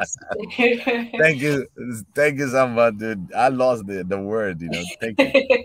Oh yeah, definitely it has Okay. okra. Yeah, I did try a bit of Nigerian food, but it's so spicy. Like you can't even get a little bit, it just burns your tongue. I don't know how. I guess, they've been eating it since they were children, so they're used to it. But for me, yeah. Absolutely. Absolutely. I had, but you know what I like? The Ethiopians, they did keep much of their cultural cuisine. Like in most places, if you see a sizable population of Ethiopians, there is always an Ethiopian restaurant, and even in their homes, they cook. Oh my goodness, they cooked a lot. There was this lady, this Ethiopian family, for instance. So we went to visit them. There was so much food. Like even if you're hungry, for a second there, your mouth says, I can't, because there's so many choices and so many foods to eat that you don't even know where to start. So, one thing I'll give Ethiopians is they love their food, and they promote Oh, it. absolutely, Yeah. absolutely. Food is the king. Definitely when it comes, and especially when it comes to really to make it competitive. Mhm. Different houses make certain things differently, and they're all delicious. Put it that way. Like for one the other, even though you can commonly call it different names, but the way it Mhm. gets prepared and the spices they use, some of them are very ancient spices, recipes, not the Mhm. spices, but the recipes are so old, and that you know it includes the raw meat. You know what I mean? It's just a lot of people say, "Hey, raw meat. What do you mean?" Well, we got the good food that you're gonna have to marinate it with different spices, and raw meat is just raw meat, and you dip it to a meat or you have different pepper families, and Mhm. horseradish family that you can mix it and eat it, and basically the only thing is it's just raw. The flavor is different, and some people say, "Oh, I'm not gonna get used to this raw thing," because they have that raw phobia because of different things, bacteria and stuff like that. But if you really got the real raw meat, Is and that the Doro what? Oh, no. no raw meat, not the dorot, tresega. Oh, okay, okay. Tresega is just raw meat, raw beef, and you dip into this sauce or this meat mita, and Mhm. that's the way you eat it. Ah, well, that sounds like, a similar process to sushi. Sushi, they also marinate it a lot and they put certain, things on it and so on. So, yeah, I think it's just uh, people are just hesitant, but once you show them and, people start eating it and so on, it will become a normal thing. And it's just promotion. And that's what I say. Like Ethiopia's not only have they promoted their food, they have also commercialized it. If you can make Mhm. money from your food, that's an extra step. I think that's one thing that not all African countries, diaspora out here have managed to do. Like there's a lot of Nigerians out here, West African, Ghanaians, Kenyans, and all that, but I haven't really seen a great, number of restaurants. I know that they eat their food and they cook it amongst themselves and so on, but in terms of like selling it to people, I haven't seen a lot of it. You can let me know. I think one of the thing that when it comes to the Ethiopian cuisine, it attracts all civilization, all all part of the human beings, because if you really want the beef, you got the beef. The chicken, you have the chicken. You want it mild, it's mild. The veggie, you have all sort of veggie that's being prepared. Really, it's amazing. It gives you different level of flavors, and you'll have Indians that will come in, especially Indians cuisine and Ethiopian cuisine has certain similarity in their spices.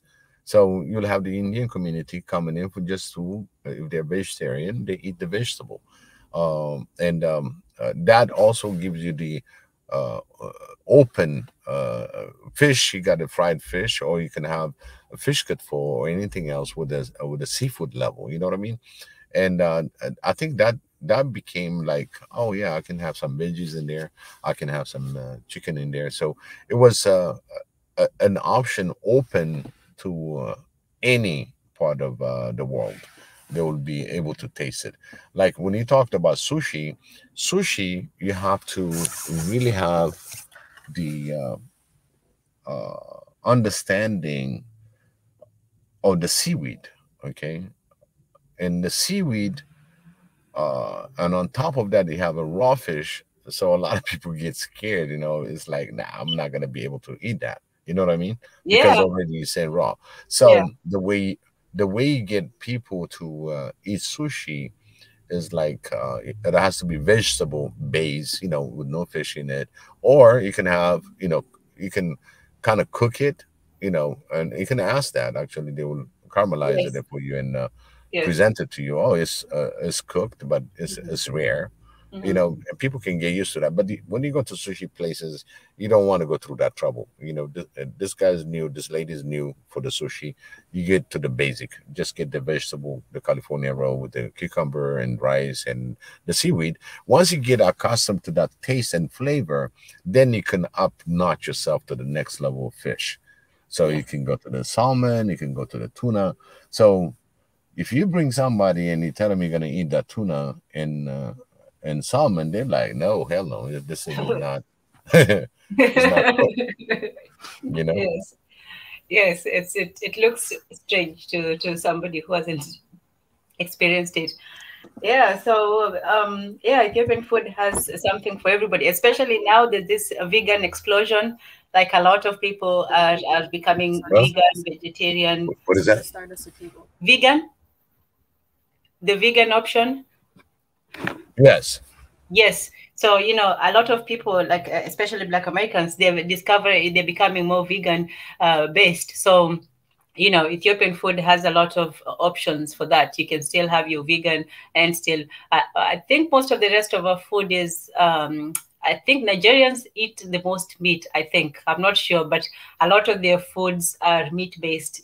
We eat a lot of vegetables, but we still incorporate meat. But yeah, like you said, Ethiopian food has everything. But I still think that other cultures should also be able to set up their own. Like still think that Nigerians, especially, they should have at least a center or a little Nigeria town where they also sell their food, because their food is also popular with Black Americans. It's similar in some of the spices, the way they cook it, and Black Americans here like spices. They like that hot food. So I think that would Yeah, also. this spicy food came in the last really 20 years. It's early because a lot Oh, of people didn't eat. Yeah, a lot of people didn't eat. And then when it came into the taco, and you see, it's just like the sushi. People start learning about the Mexican food, Tex-Mex, and the spicy. You got Taco Bell, for example. They provide some of the spices and stuff. So people start developing these flavors, and as your flavors and your taste start changing gradually, so now America is exposed to all spicy food, all kind. It can be hot spicy or mild spicy. These are the things that gradually came in the last 20, 25 years, because a lot of people just, oh, it's too hot for me. You know what I mean? But now you'll say, I want it spicy. You'll have it. yes. Oh, I want it to be spicy because now they acquire the taste, Mhm. gradually. We're talking about at 25 years old now. He will say no. He's not gonna go for that blunt food, with no spices. No, he's Right. gonna ask different because it's exposed now. You see what I mean? Mhm. Yeah. But if you go on his ancestor, oh no, the meat has to be well done. It has to be Mhm. cooked. All that. Right. So now that part, I think the in the diaspora it becomes really something spicy. Even within your pasta, you have a little black pepper to it or something like that. You know what I mean? Mhm. So the flavor really, the taste overseas are getting really influenced from uh, the continent, all the spices from Asia, and Mhm. Asia and Africa use similar, actually same base spices, whether you make it hot or mild, is still base the same. Green pepper, red peppers. I'm talking about the really jalapeno type. You know what I mean? And Yes. it's spicier and spicier. And so the world start demanding to have the spices. And I think that really, if we concentrate on providing spices to the world, it's a booming business because it never fail. Because now the demand is having this flavor, this taste that's different and enjoyable. Absolutely. It seems like such a small thing, but what wars have literally been fought over spices. Like it's, there was the Silk Road, between Turkey and China, where they're transporting spices. There was the Trans-Saharan, where they were taking, Ethiopia actually supplied a lot of spices to the rest of the world. I think the myrrh and frankincense, I don't know if that comes Yeah, from the... the Frankston, yes, it's Ethiopian. Yes, and they also had some dyes that were only made in Ethiopia, something like that. So sometimes we think that wars are something that is some big ideal. Sometimes it's just spices, or cotton or bananas or things like that. So things that we take for granted, people will actually fight for it. Food is a fight, the fight for survival. If you have everything and you don't have food, you'll only last like 3 or 4 days, of life.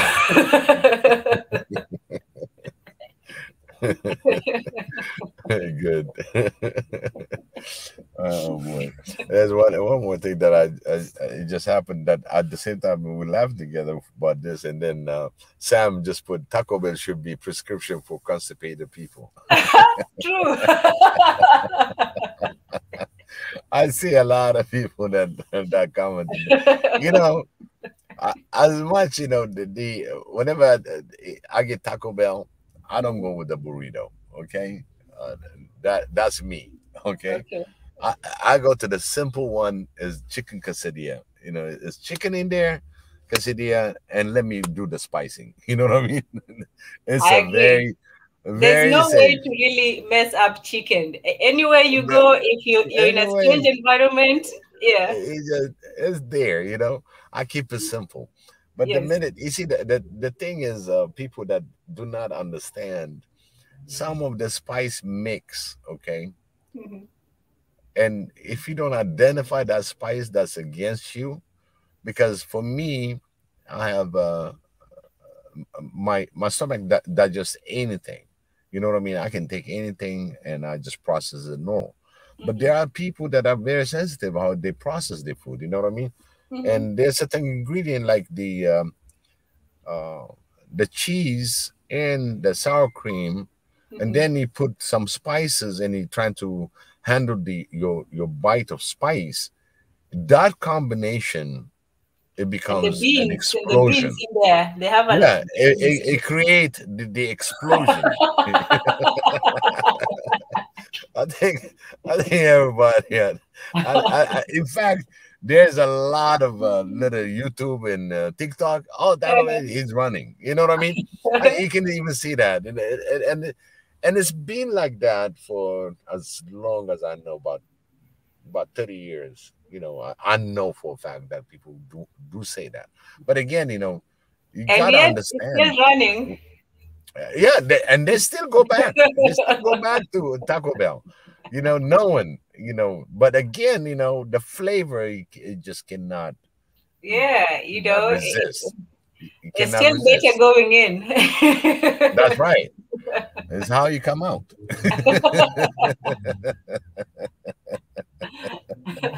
And again, like I said, it's how you process it. Yes. It's incredible. It's incredible food we have. Yeah, and that's why I appreciate the food we have back home, because it is, after you've eaten here for a while, when you go back home, the food is just so good. The fruit, the meat, the chicken, I just want to carry everything back with me, Yes. It's so fresh, it's so fresh. It is. You see, this is why I say we Africans, we don't know how to market our products. That same freshness and all that, what will somebody here call it? Oh, it is organic, it is natural, it is this and that. They will have names for it. For us, that's just how it is. Chickens are supposed to just run free and eat and whatever, and then when they're ready, you kill and eat them, and that's it. For them, get eggs. And get eggs. And get the eggs and so on, and cows are supposed to graze and eat. But here they always have to do things their natural way first, and then they do the natural way, and then they pretend the natural way is so revolutionary. Like, wow, look at this free grazing chicken. Like, free grazing chicken. Can you believe that what our chicken supposed to be in prison or something?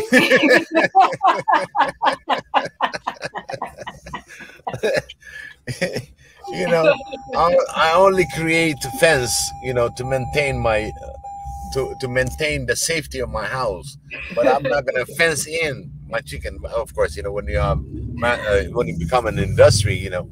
Yes. I mean, you saw it, you know, on the street. You'll see chicken going running around and roaming, Yeah. and then at the end of the day, they come home. They come back They on time. On time. That's right. You know, yeah. you see them on the street. Everything. You know, they're always free roaming. Even if you have even the now those ones are not free. Those ones are vagabond.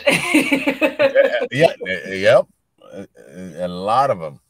You know, yeah. So it becomes really surprising when he's, you know, I've been one of the things that I would say in my experience is that when I came into United States in the first 8 years, you know, everything you shop, you know, for beef, lamb, everything is chopped up and it's in the fridge, and you pick it up, you buy it, and you go home.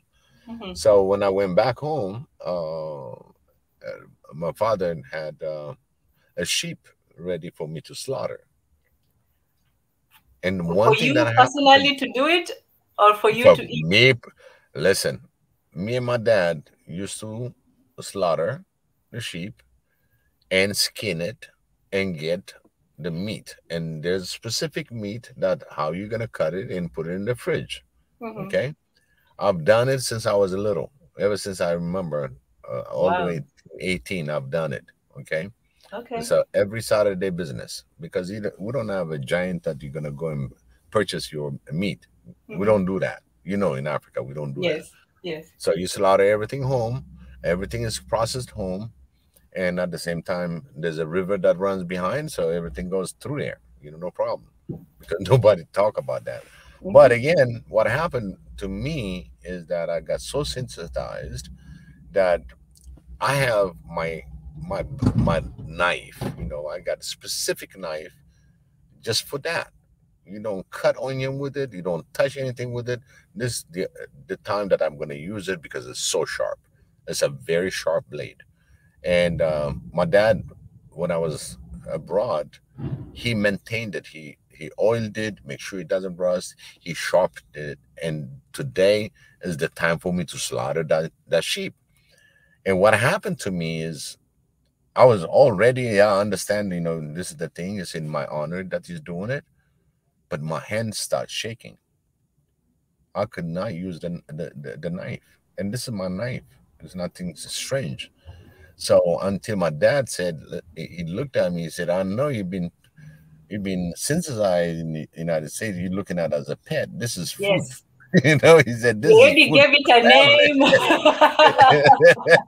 You don't give no name, nothing. The only name that you got, he said, in the Father, the Son, and the Holy Spirit, and he's gone. You know what I'm saying? And then when I was shaking, he said he's behind me with his own knife too.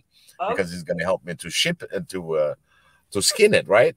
And he said, you know what? We're going to have two things served for dinner or lunch, right? I said, I knew what he's talking about. That means it's me and the sheep together. So he said, two things going to be served. Man versus sheep. So I said, oh no. I said, we're going to serve one thing. It's going to be this sheep is going to turn to be a lamb. And I just never forget. I said, in the name of the Father, the Son, and the Holy Spirit, it was done. You did it? And I did it, and I felt a relief you don't understand. Wow. I was home.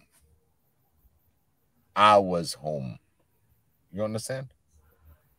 Yeah. I was home. Everything came together. Everything. My memories, my childhood, my upbringing, everything. It's just like I downloaded everything that was just sitting out there. because when I came in US, everything was suspended.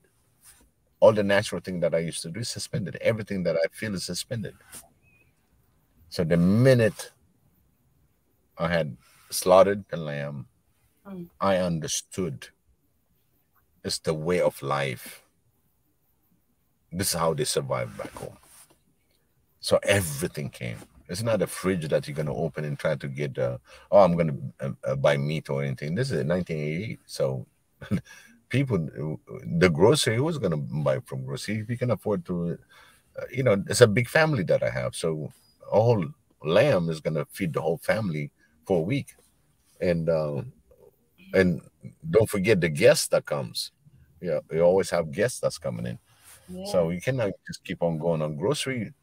That's the way it is. Now that was powerful. I was really raised on sheep, and even beef was something that you cannot have the whole cow. And the only time that we get beef is in the community. They slaughter a cow and then they divide the cow meat. Other than that, it's just the cow meat is just if you purchase it, it's just very limited because you always have sheep, goats in the house. Wow, that is a very, very powerful story you said. Thank you for sharing that. Because a lot of us, when we go away, we forget a lot of things. And when we come back, and the place, it's home, but it's also foreign. The same way that the people back at home look at us as we're still, family, but now we are foreign. We've gone away, especially if you've gone away for a long time. So we need to have, go ahead. The funny thing I just want to add, when I had that experience, I stopped saying why. Why this thing is not done this way? Why this thing is not done this way? When you come as a diaspora, you want to change the whole country environment. You just want to change everything, and this is the way it's supposed to be working, and all that. All that stopped. I became one. I understood the people. I understood the way things are working. That's the most important thing that I really understood in the change, in the making. I understood. It's just the word and my expression is not enough. All this, why? Because you are in diaspora, you come in and you just want to change things. It doesn't work that way. First, you got to be one. Understand how they work. If you want to make any changes, you teach. Being able to show that there is a different way of doing things. The other thing that I did is that in Africa, if you ever notice, a lot of cars, because of the sun, right?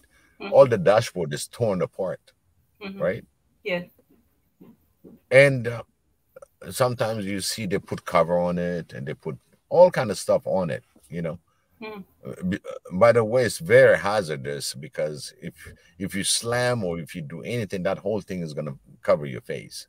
God forbid. You know what I mean? But again, they have to they staple it some of the part of it.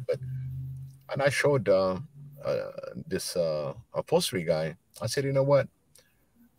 Take the whole dashboard out. And I said, I'm going to show you how to rebuild this thing. The dashboard is made out of, plastic, kind of leather type of material. Wow. It's not really leather, okay? And we have leather in Africa, and leather is everlasting. It lasts for a long time if you really put the cream and everything else, right? Yeah. So I took that into I told him take it out, and he said, "Oh, okay." And then what? I said, let's go to this place where they put acid. We put it in acid. That thing came in clean metal. Okay. So I took him to a shop. We bought a sponge, the sponge that is behind the dashboard. So I said, you can put that. And then we picked the leather, very fine leather. And I said, now you glue that. It's a black leather because the car is a black dashboard. And I said, this is how you're gonna fix this. That guy made so much money. He made so much money because you know what? It was in front of them. Right. It's in front of him. He's got the leather. He's got the sponge. He's got the glue. He's got the knowledge. But he didn't know that this thing.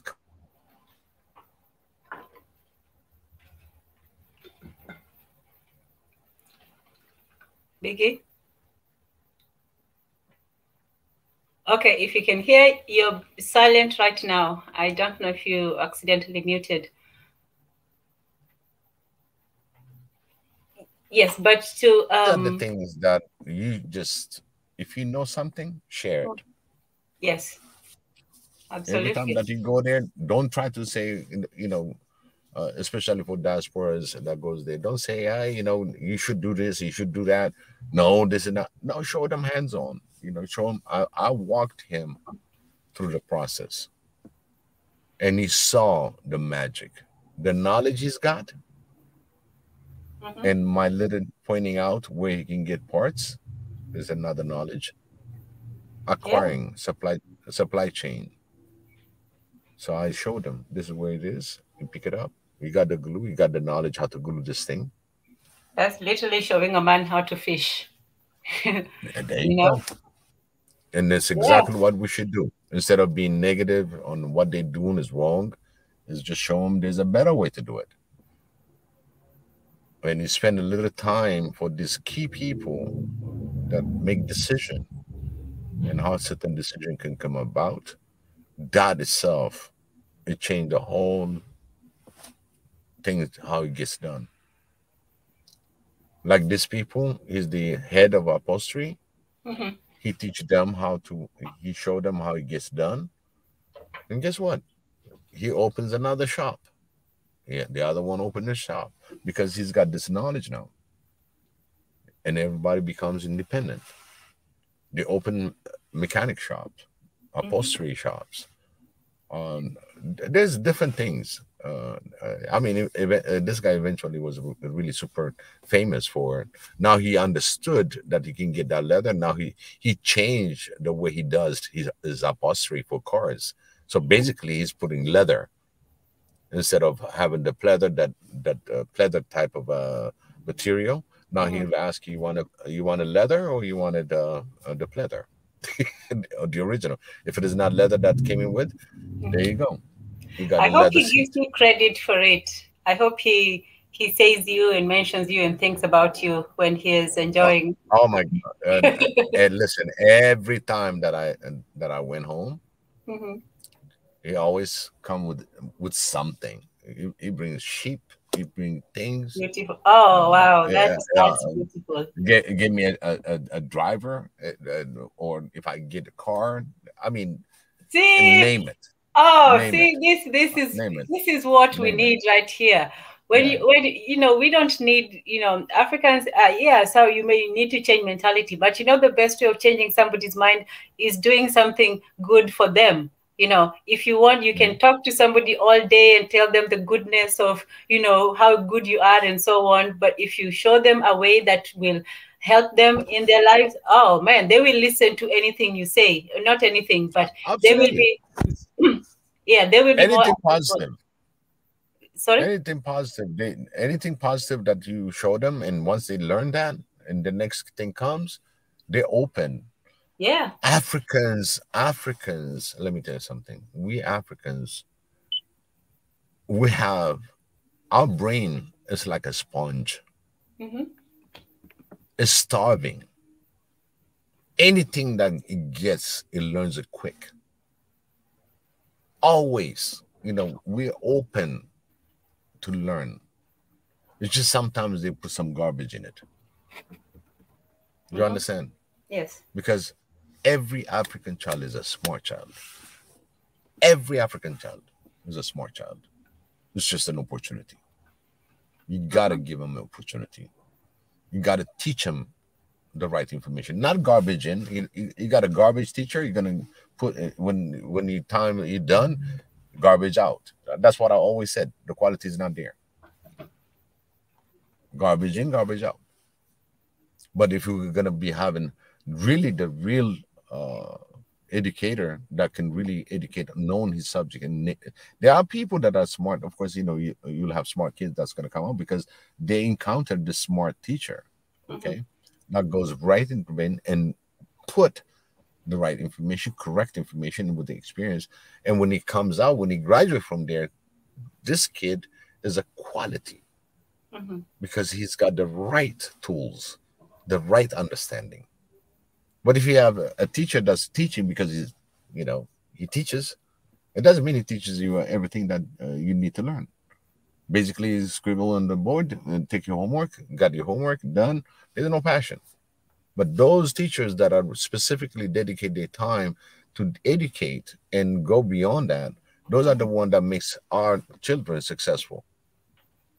And the high school, okay, you can struggle a little bit, but when it comes to university, I expect high quality, high grade. Yes. Some of the people that don't even qualify for that, but they are teachers.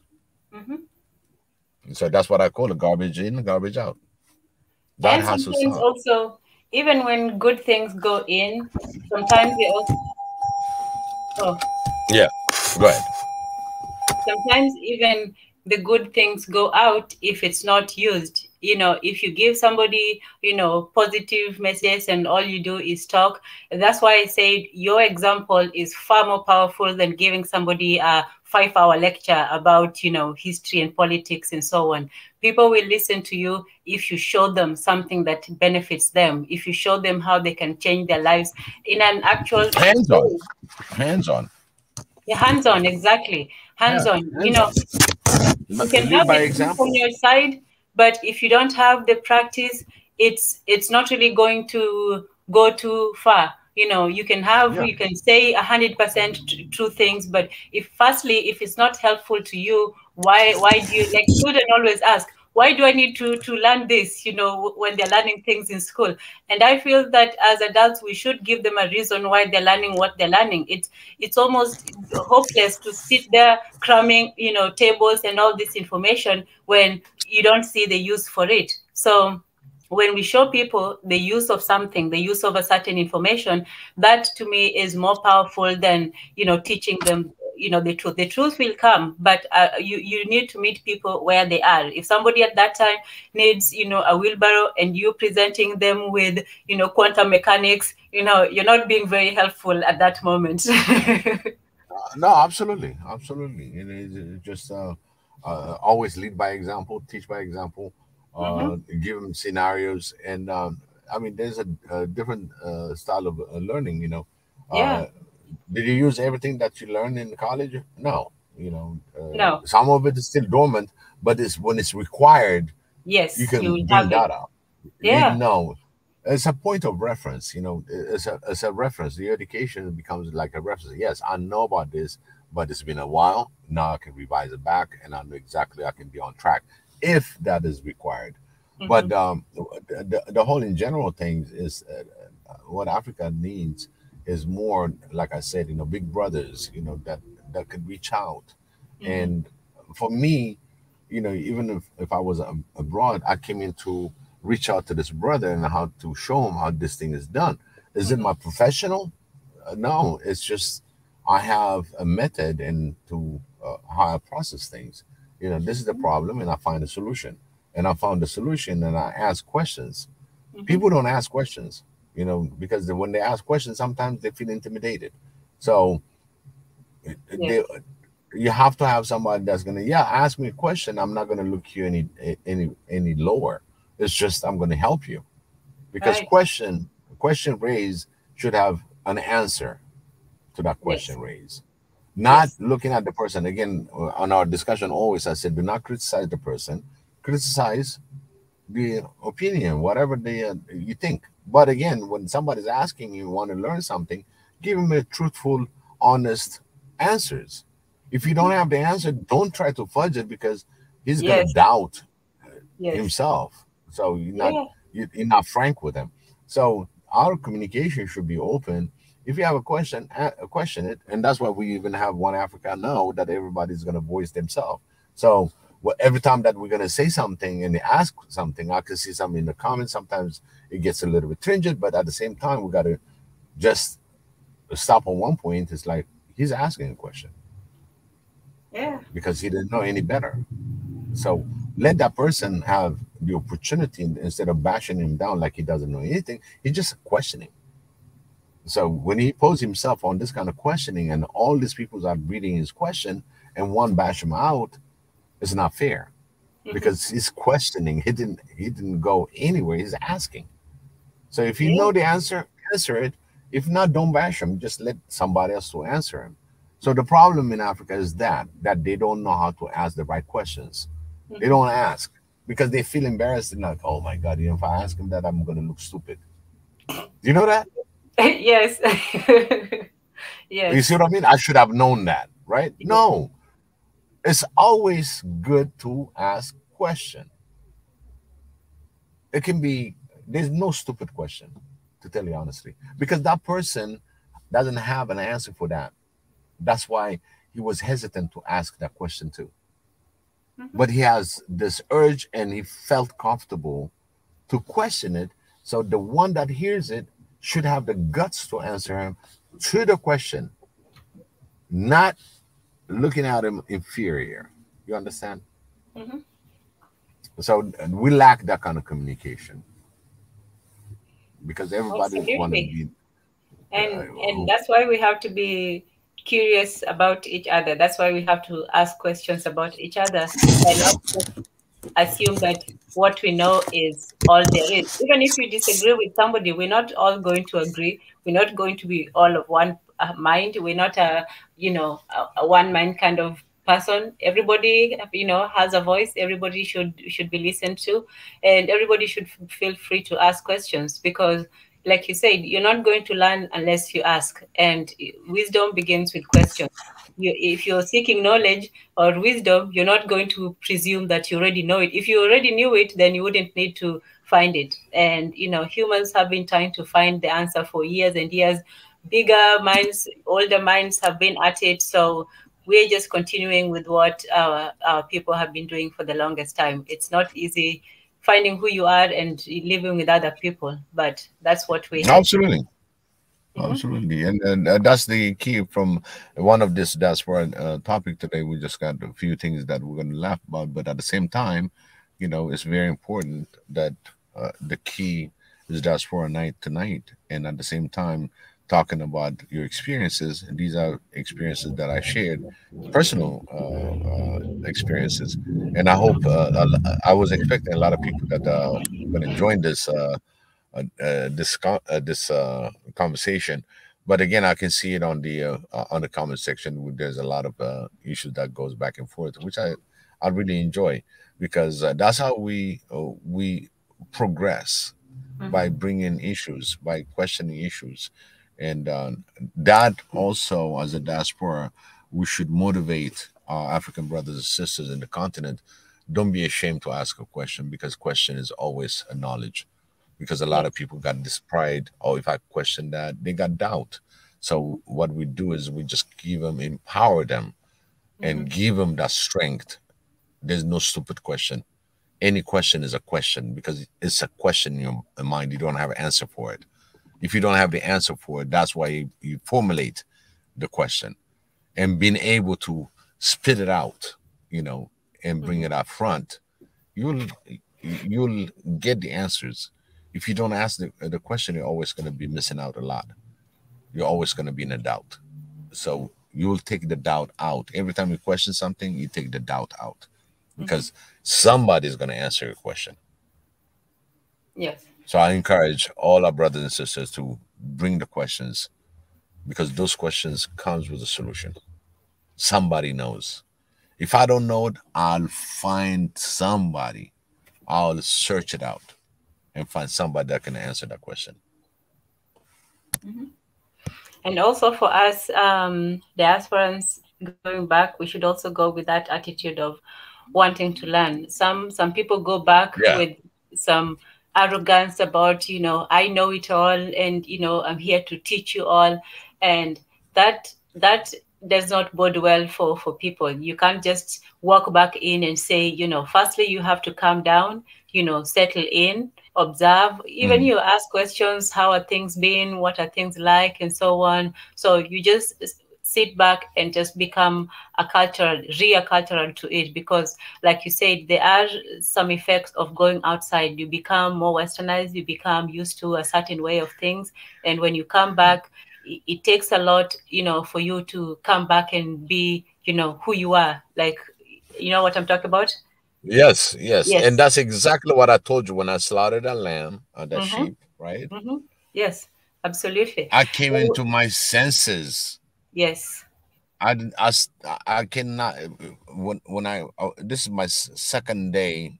Uh, it's like I came in a night, second day, the morning, and Mm-hmm. that's the morning, and I saw so many things on my way from the airport, the process in the airport, the way people trying to get certain thing done. It just a lot of things that it should be eliminated. You know what I'm saying? It should not happen that way. You know what I'm saying? You got a lot of ideas because he coming in from Western country and how these things are processed, simple and everything else. You got your luggage there. You got your exit there. You got your visa that's gonna be. I mean, your exit visa and all that. That's gonna admit you. All that is chaotic, right? And already I have my own mind. It's like, oh my God, there's so many things. I see it here. Imagine coming in the city, there will be more problems. That's your westernized mind coming in. But Yes. the minute that I slaughter that sheep, everything I humbly taken my existence in Africa. Humbly. Mm-hmm. I had no why questions. Mm-hmm. I questions when I see things and people that seeks the answer, I give them the solutions. Mm-hmm. One thing at a time. And first I came in with this big understanding. Oh, this thing should be, because 8 years went by. Okay. Mm-hmm. And I became a different person. But when I came home, when I really sat down and started looking, I said, wow, you cannot change that overnight. Mm-hmm. You do it progressively, and Yes. that's one of the things that I just showed you. I told you, very simple. I showed a person that's very knowledgeable on what he does, Mm-hmm. except there's certain things that he cannot substitute. He's been doing upholstery for 30, 40 years, but Mm-hmm. he didn't understand that he can substitute it that way. So it was just because people pay for his work. It's just he didn't know how to refer it, how to work with it. It's amazing, Yes. you know. Do you know too, what I was thinking about? I think that we have human beings need, apart from, the basic needs of food and all that, we need communion with other human beings, and we need ritual. As much as Right. nowadays in the modern world, people just go about the business, their ritual consists of what they eat and, your coffee, your donut or whatever, and you go through the day. That's your ritual. But human beings as a group, we all had rituals until very recently, whether it was religious, whether it was personal, but we Right. had rituals. And, even the act of slaughtering animals, that was common in many religions, because when the community came together, it was symbolic. It was symbolic. The blood, the life, death, nature, all of that was symbolic in that one act. That's why I say actions are more powerful than speech. You can have the truth by your side, but if you show it, that will be 1,000 times more effective than just telling somebody this and that. So the act of participating in it, you could have just said to the side, well, Father, I'm not comfortable with this, and please let somebody else do it and move on. But that would have cut your ties with your country, and brought distance between you and your father, your family, all of that. It's not so much about the act. It's about what it symbolizes. and we are bereft of these symbolic actions that we do in life. Even in birth, there was symbols and rituals attached to the birth of a child, a puberty, marriage, all of these things. So nowadays, when we do things, we do them without meaning or importance, because we don't have the ritual that is attached to it. The symbolism is something that means something beyond just what is. Same with subliminal. It's you have what it appears, but you have what is behind the scenes, what is the unconscious. And doing something physical with your hands, even when people pray, they put their hands together, they kneel down, or all that. It's the physical and the spiritual and the mental, all of that working together. So when people do not have we should have rituals for living, where you say goodbye to your country, where you say, I don't know how long I'm going to be going, but I hope to come back, and I hope to bring back good things. And people should also have a ritual of saying goodbye. We're sending you out there, represent us well, and, don't forget us. And when you come back, we will welcome you. And, just those things that we have, we just sometimes leave so unceremoniously and come back expecting, grandiosity that is not very realistic. Yeah. So I think. So you see, these are the things, these are little ingredients, when it comes, when BJ was talking about is our communication, how you see it, how we communicate. These are, because you have to have a line that connects the two. You see what I'm saying? You have to have a process to connect from diaspora to Africa. It has to have that connection. It's not always, come to Africa, it's going to be this and that. No, it's just that very initial communication on how we can relate and how we do that. Because for me, until that moment that I was slaughtering that lamb, right? Everything is still suspended. You see what I mean? Yes. There was no action. You see what I'm saying? When the action came, everything became clear. For what I'd done and I provide. You see what I mean? It's that connection was made. It's through the grace of Xavier that I had that information that was downloaded, and I understood. I understood where I was, where I missed out, where I'm at. You see? Yes. And back to, put it this way, I rejuvenated. I became whole, who I was to start with, and who I'm going to be to the day, because that I understood. And that right there, that I gave you the example of my experiences, but I feel that there's a better communication to be made. Absolutely. We have to, talk. We have to get these things out in the open. I think one thing that we Africans haven't really done as well as maybe some other societies is speak about the past. We not really hang up on things that happened a long time. We try to forget the bad things and move on, but if you ignore something that's going on, it will still be there. It will come out in other ways, but it will be there.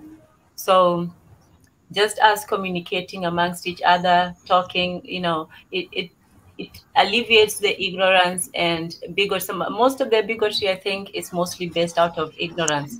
It's based out of people not fully understanding each other, people not really knowing each other as a group, and just taking one thing that somebody did and making everybody pay for it. Even in the past, we may have good, historical grudges. Maybe this person did something to this person, or this tribe versus this tribe. But the people who are fighting it now, they're not fighting because of those reasons. They are fighting for reasons that have gone way behind them, that nobody, now we're just fighting for the sake of fighting, because nobody wants to come together and talk about what really happened and how we can resolve this as a group. And sometimes Yeah, and sometimes when two people are so locked into battle, nobody is going to, none of them are going to step out and say, let's end this. And that's why, we as Africans, we need to be caring about each other, that even when two people are fighting, we can say, well, that's their business, we don't care, or we can try to understand what is going on, not for the sake of taking sides or, taking one side against the other, but just saying that when you brothers fight, it hurts us as well. So how can Right. we resolve this? Yes. So definitely, we need more communication. And this panel and this conversation has to grow. It has to have more questions, more things that's going to come. That's how we're going to find solutions for a lot of things. We're not just talking, but we're trying to actively work on our issues and Yes. differences and how we can reconcile to oneness. Yes. Tanzan, I had Yes. one thing that I have to do. I just got a few calls, so we're waiting to for Jonathan. He said he was going to join, uh, but again, it's really great talking to you. If you want me to leave you on, you carry on for this. I don't know. Let me ask the group if they want to wait for Jonathan or if they want us to end it here. Right. Okay. Wait or end. And I'll be honest with you all. I got to pick up the wife, so I just want to make sure that I don't stay Yes. out for her. Oh, no, no, no. Of course. I know Yeah. I came in a bit late because I had other business to Right. take care of. So by all means, take care of your business. And so if anybody wants to come on, if not, I can't have a monologue. I'm not Hamlet or a soliloquy. So we'll wait a few minutes, but it has been an honor and a pleasure to speak to you. And I always learn a lot, and thank you for sharing. I didn't get to share as much. The only funny thing that I remember when I came here was there was this lady, this girl, we came around and she ended up, she was in this kitchen and there was all kinds of food that we all ate. And she ended up taking Jello and microwaving it. I hear you. I hear you. Ah, she microwaved the All right. Jello, and yeah, that was just hilarious. But yeah, All right. it takes a while to get used to things, and that's why it's good to ask. You find questions, you find answers, and you also take the humility that there are things that you don't know, and you might make a fool of yourself from time to time. The good thing is to learn from it. So That's learning. That's yeah, number one learning. That's how you yes. learn. Hmm. And you'll be more embarrassed if you stay ignorant than if you're embarrassed and you learn something from it. So, okay. Well, I don't know if Jonathan is coming on or anybody, so I will release you to, yes, to take care I of pray what you for need. you. I pray for all of you. May Thank you. Xavier be with you. It's a beautiful Sunday coming up. So Yes. always the glory to him. He puts us together. I always Absolutely. keep in mind, please, family, pray for Mary Antoinette. I cannot emphasize it. Focus. Yes. Just take a minute to just have a deep meditation. Hmm. Just look at Mary Antoinette for her healing process. I pray for her. Really, she needs it. I pray for Mika Shavala at the same time with his for his mother, Hmm. and a good recovery for Kaku, and as well Kuku that I asked. And one thing that I heard also, Debbie. Debbie has some issues. That's why we didn't see her a lot on things. I just spoke to her this afternoon. She's doing well. She's okay now.